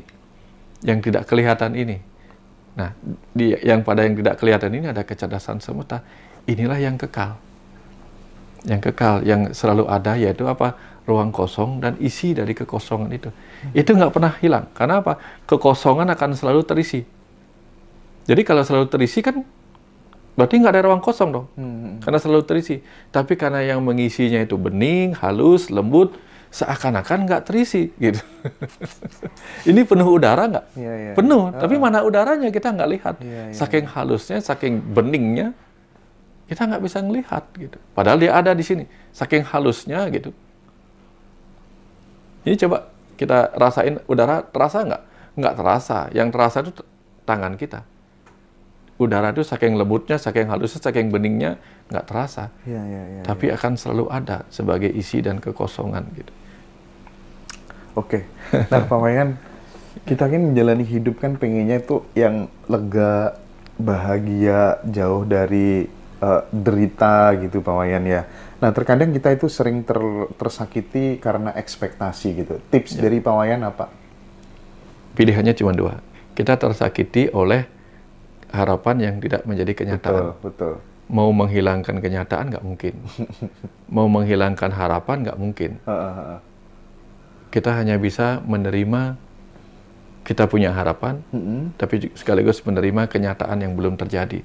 Kalau kita sudah bisa menerima, kita bahagia. Kalau kita menolak, kita menderita.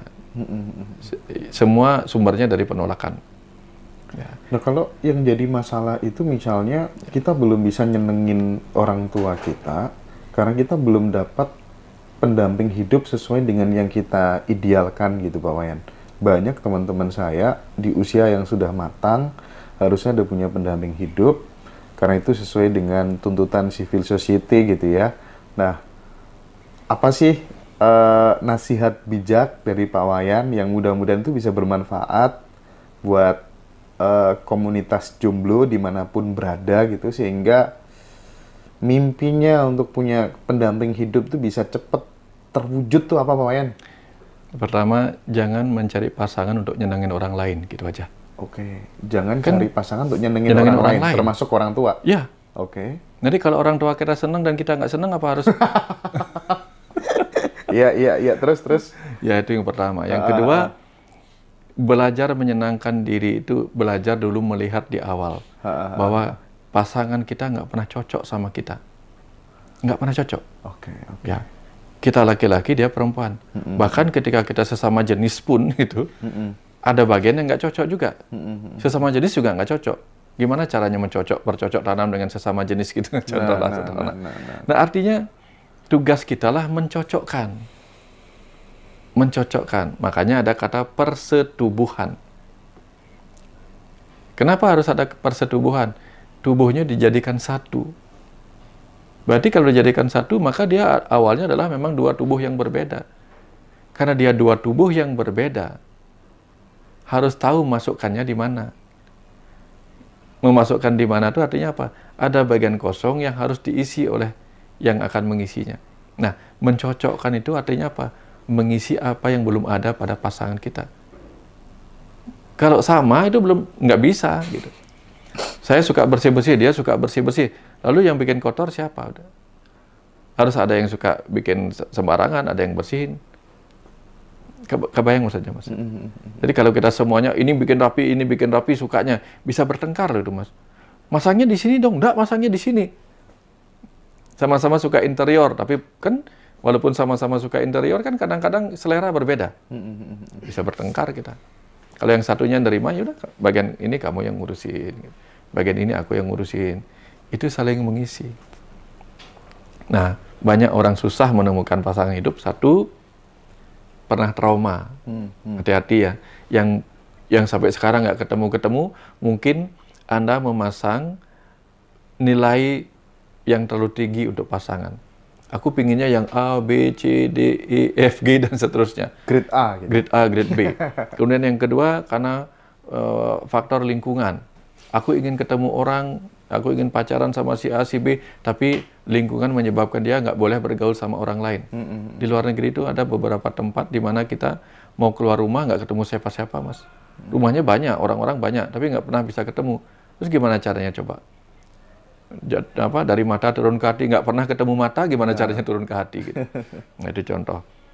Kemudian kita terlalu sibuk di dunia pendidikan, di dunia karir, sampai-sampai ntar mengganggu loh karirku kalau aku jadi jomblo gitu. Jadi nggak benar-benar dia pingin cari pasangan. Nanti kalau aku cari pasangan mengganggu nggak ya? Nah, jadi bingung juga. Kemudian tekanan-tekanan sosial. Kamu cepet dong, cepet nikah dong, cepet punya anak, cepet bla bla bla. Saking stresnya begitu, bingung. Ya kan orang kalau disuruh buru-buru milih bingung kan? Contoh nih kan ada dulu lomba-lomba orang masuk supermarket, pilih yang paling mahal, malah panik dia. Saking paniknya bingung. Jadi orang jangan ditekan untuk punya pasangan. Kalau ditekan malah bingung. Akhirnya begitu bingung, ketemu pasangan yang salah, jadi konflik, kemudian jadi trauma. Hati-hati. Ya, mudah-mudahan ini bisa menjadi salah satu jawaban gitu ya. Dan yang penting lagi tetap self-love ya. Ya. Pentingnya kalau kita udah self-love, udah nggak merasa kekurangan lagi, itu justru malah datang lebih mudah gitu ya, Pak Wayan ya. Bagaimana orang akan datang mencintai kita kalau kita tidak pernah membuktikan bahwa kita mencintai diri kita sendiri. Orang yang susah mencintai dirinya sendiri, dia akan susah mencintai orang lain. Gitu. Nah, dalam relationship itu kan pada saat kita mengaku cinta sama seseorang gitu, Pak Wayan ya, pasti ada bumbu-bumbu posesif gitu. Jadi mencintai dengan posesif itu kadang udah rangkaian, udah gandengan gitu. Nah, gimana sih Pak Wayan cara meminimalisir posesif terhadap pasangan itu? Ya, semua tergantung lagi kepada tempat lingkungan kita hidup, Mas Yandra. Karena ada di beberapa daerah itu posesifnya nggak ada. Oh gitu. Bahkan dia menawarkan pasangannya. Gila. Oh iya, ada itu. Misal kita bertamu gitu, kita ditawarin pasangannya. Ditawarin pasangannya. Ada suku yang begitu. Keren itu. Kalau nggak salah di daerah suku mana itu saya lupa. Kapan kita ke sana, Pak Wayan? Iya, kalau yang ditawarin bagus kan nggak apa-apa. Ada yang begitu tuh Mas. Ada. Jadi tergantung nilai di situ. Oh gitu ya. Tapi kalau nilai kita adalah kita posesif pada pasangan kita dalam batas tertentu itu bagus. Artinya kita menghargai. Tetap ada bagusnya. Bagus, karena itu tanda-tanda kita menghargai. Kita menghargai pasangan kita sebaik-baiknya, sehingga kita tidak ingin orang lain melukai pasangan kita, melukai perasaan kita sendiri juga gitu. Ada bagusnya. Tetapi kalau posesifnya luar biasa, sedikit pasangannya dililit lalu ngamuk-ngamuk, nah ini berbahaya. Oh gitu ya. Itu ya teman-teman ya. Silakan browsing ya. Di mana lokasinya gitu, kira-kira di daerah mana. Daerah gitu Kutub itu, cari-cari di sini daerah Kutub. Gitu ya. Ada lagi di daerah mana saya lupa itu. Gitu. Di Afrika. Ada di Afrika. Saya langsung searching Mas. Oh gitu ya. Langsung searching. Pak Surya langsung searching. Berapa tiketnya Mas Surya? Oke. Gini Pak Wayan, tadi Pak Wayan ini kan seorang dokter gitu ya. Ya. Aku yang kapan hari nggak tahu, aku lupa di Jakarta atau di mana ya, sempat ngomong pada saat kita berhubungan intim dengan pasangan gitu ya, dengan istri, dengan suami gitu. Karena guru kita Pak Wayan itu seorang dokter, dan lagi-lagi masih banyak teman-teman yang belum bisa menerima fakta bahwa melakukan hubungan suami istri itu tidak harus kemudian ejakulasi gitu ya, tidak harus kemudian sampai keluar itu sperma, bahkan kalau kemudian terlalu sering itu pun juga bisa berimplikasi negatif terhadap tubuh gitu.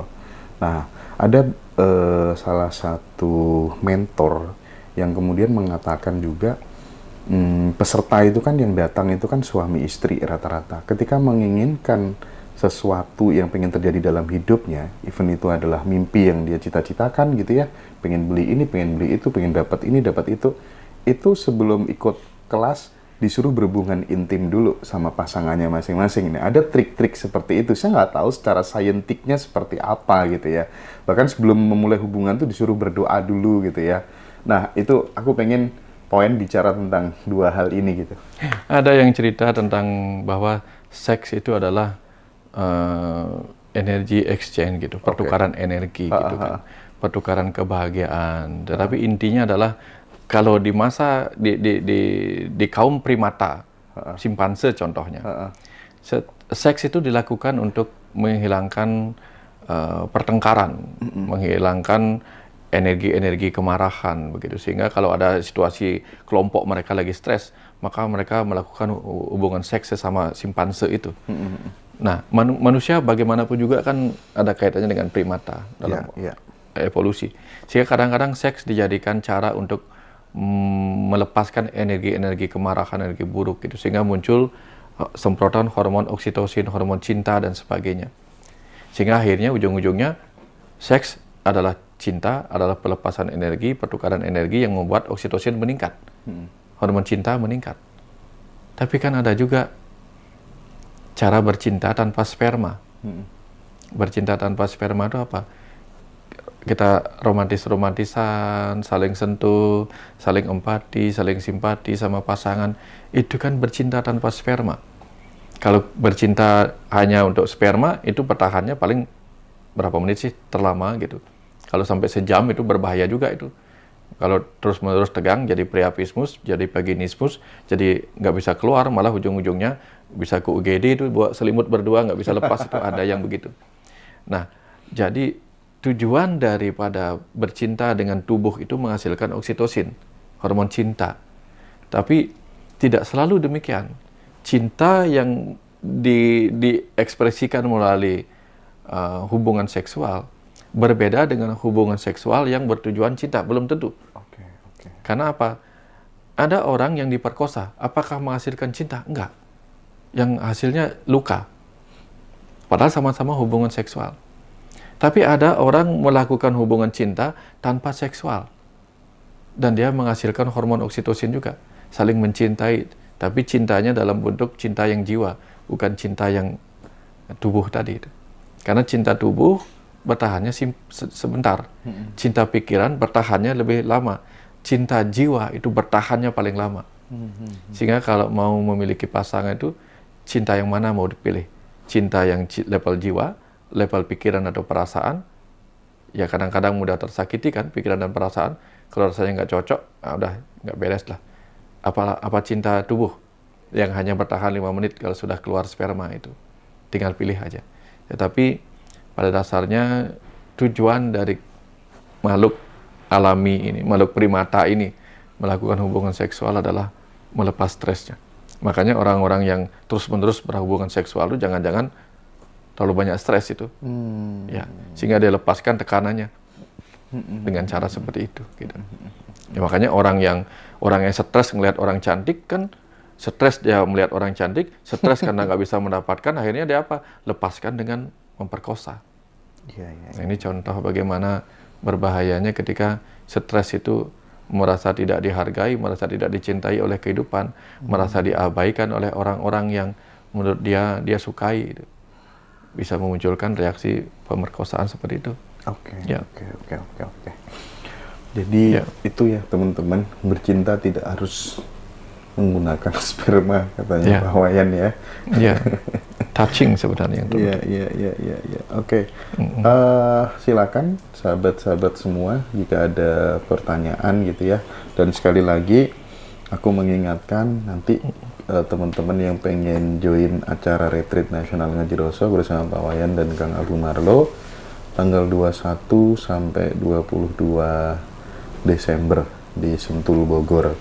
Dan di 5 Januarinya ada juga acara Ngaji Roso dengan Minddev Bali, one day workshop bersama Pak Wayan.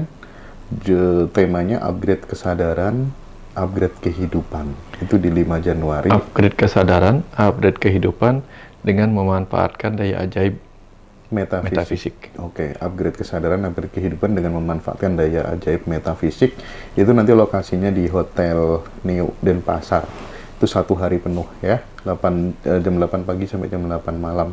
Jadi teman-teman nanti bisa join 2 acara itu. Yang di Sentul silakan hubungin WA admin aja di kolom deskripsi YouTube Ngaji Roso atau di bio TikTok, itu udah ada nomor adminnya. Masih ada seat buat sahabat semuanya yang pengen join acara tersebut gitu ya. Nah, Pak Wayan, Ya. mungkin ini terakhir sebelum nanti dilanjutkan dengan host yang baru gitu ya. Apa sih tanda-tanda ketika kemudian alam semesta ini sudah memberkati diri kita, itu tanda-tandanya apa, Pak Wayan? Sinkronitas. Sinkronitas. Ya, kalau kita diberkati, apa yang kita harapkan itu cukup mudah terjadi. Apa yang kita harapkan cukup mudah terjadi. Tiba-tiba semuanya terkoneksi. Gitu. Pingin ini ada yang mempermudah, ingin itu dipermudah, makanya kita diberkahin oleh semesta. Kenapa kita bisa dipermudah oleh semesta? Karena kita juga melakukan sesuatu yang mempermudah semesta-semesta lainnya. Sesimpel itu ya, Pak sesimpel Wayan itu. ya. Di ajaran agama, kalau kita baik sama orang-orang, pada saat kita butuh kan orang-orang yang baik tadi itu datang kepada kita. Percaya nggak percaya? Mas Hendra dulu punya nolongin anak-anak banyak nggak? Wah. Nah sekarang mereka sering datang nggak? Tiba-tiba bukan minta bantuan lagi, tapi memberi bantuan. Apa yang bisa saya lakukan untuk mensupport Mas Hendra? Pernah nggak kayak gitu? Nah, itu tadi, karena Mas Hendra pernah menanam benih, kemudian semesta, bukan semesta raya dalam bentuk dari langit tiba-tiba turun uang, nggak gitu. Tapi ya nggak harus orang yang kita beri dulu, itu random juga sih. Bisa Random. dari yang lain, Random. Karena doa dia akan menggerakkan orang yang punya untuk memberikan apa yang ini. Itu kekuatan orang baik. Orang yang merasakan kebaikan kita itu. Tapi jangan melakukan kebaikan dengan harapan itu, nggak boleh. Ya. Nanti sinkronitas itu terjadi gitu. Dan sinkronitas itu mau tidak mau hasil dari action kita, tindakan kita. Kita Persis. selalu mempermudah urusan orang lain, suka nolong orang lain. Persis. Ya akhirnya pengen apa-apa mudah. Persis. Konsekuensi logisnya gitu ya, Pak Wayan ya. Ajaran agama semua tujuannya seperti itu, Mas Hendra. Kecuali salah tafsir. Kecuali salah tafsir ya. Oh iya. Repot itu. Repot. Kalau sudah salah tafsir, repot. Semua agama itu ujung-ujungnya cinta kasih kepada sesama, cinta kasih kepada alam semesta raya. Cuma dua itu aja. Akhirnya ujung-ujungnya apa? Nanti alam semesta kecil, alam semesta besar akan cinta kasih juga kepada kita. Kan cinta kasih. Nanti mereka kasih cinta. Mereka akan kasih cintanya kepada kita karena kita melakukannya dengan cinta kasih.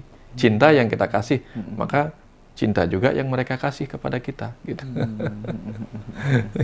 Sederhana itu hidup ini sebenarnya gitu. Cuman kita jadi ruwet untuk hal-hal yang rumus sederhana kayak gitu dah. Salah tafsir. Iya.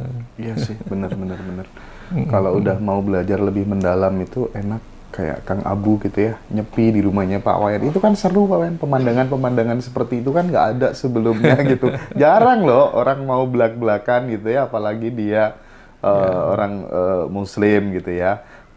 Ayo Mas Hendra, nanti kita nyepi bareng-bareng di rumah Pak Wayan. Itu kan sesuatu yang amazing banget gitu loh. Dulu itu mungkin akan dihujat atau gimana gitu ya. Tapi sekarang kayaknya masyarakat udah mulai aware Pak Wayan ya. Ya, artinya pada sebagian besar orang-orang itu kesadaran spiritual sudah meningkat.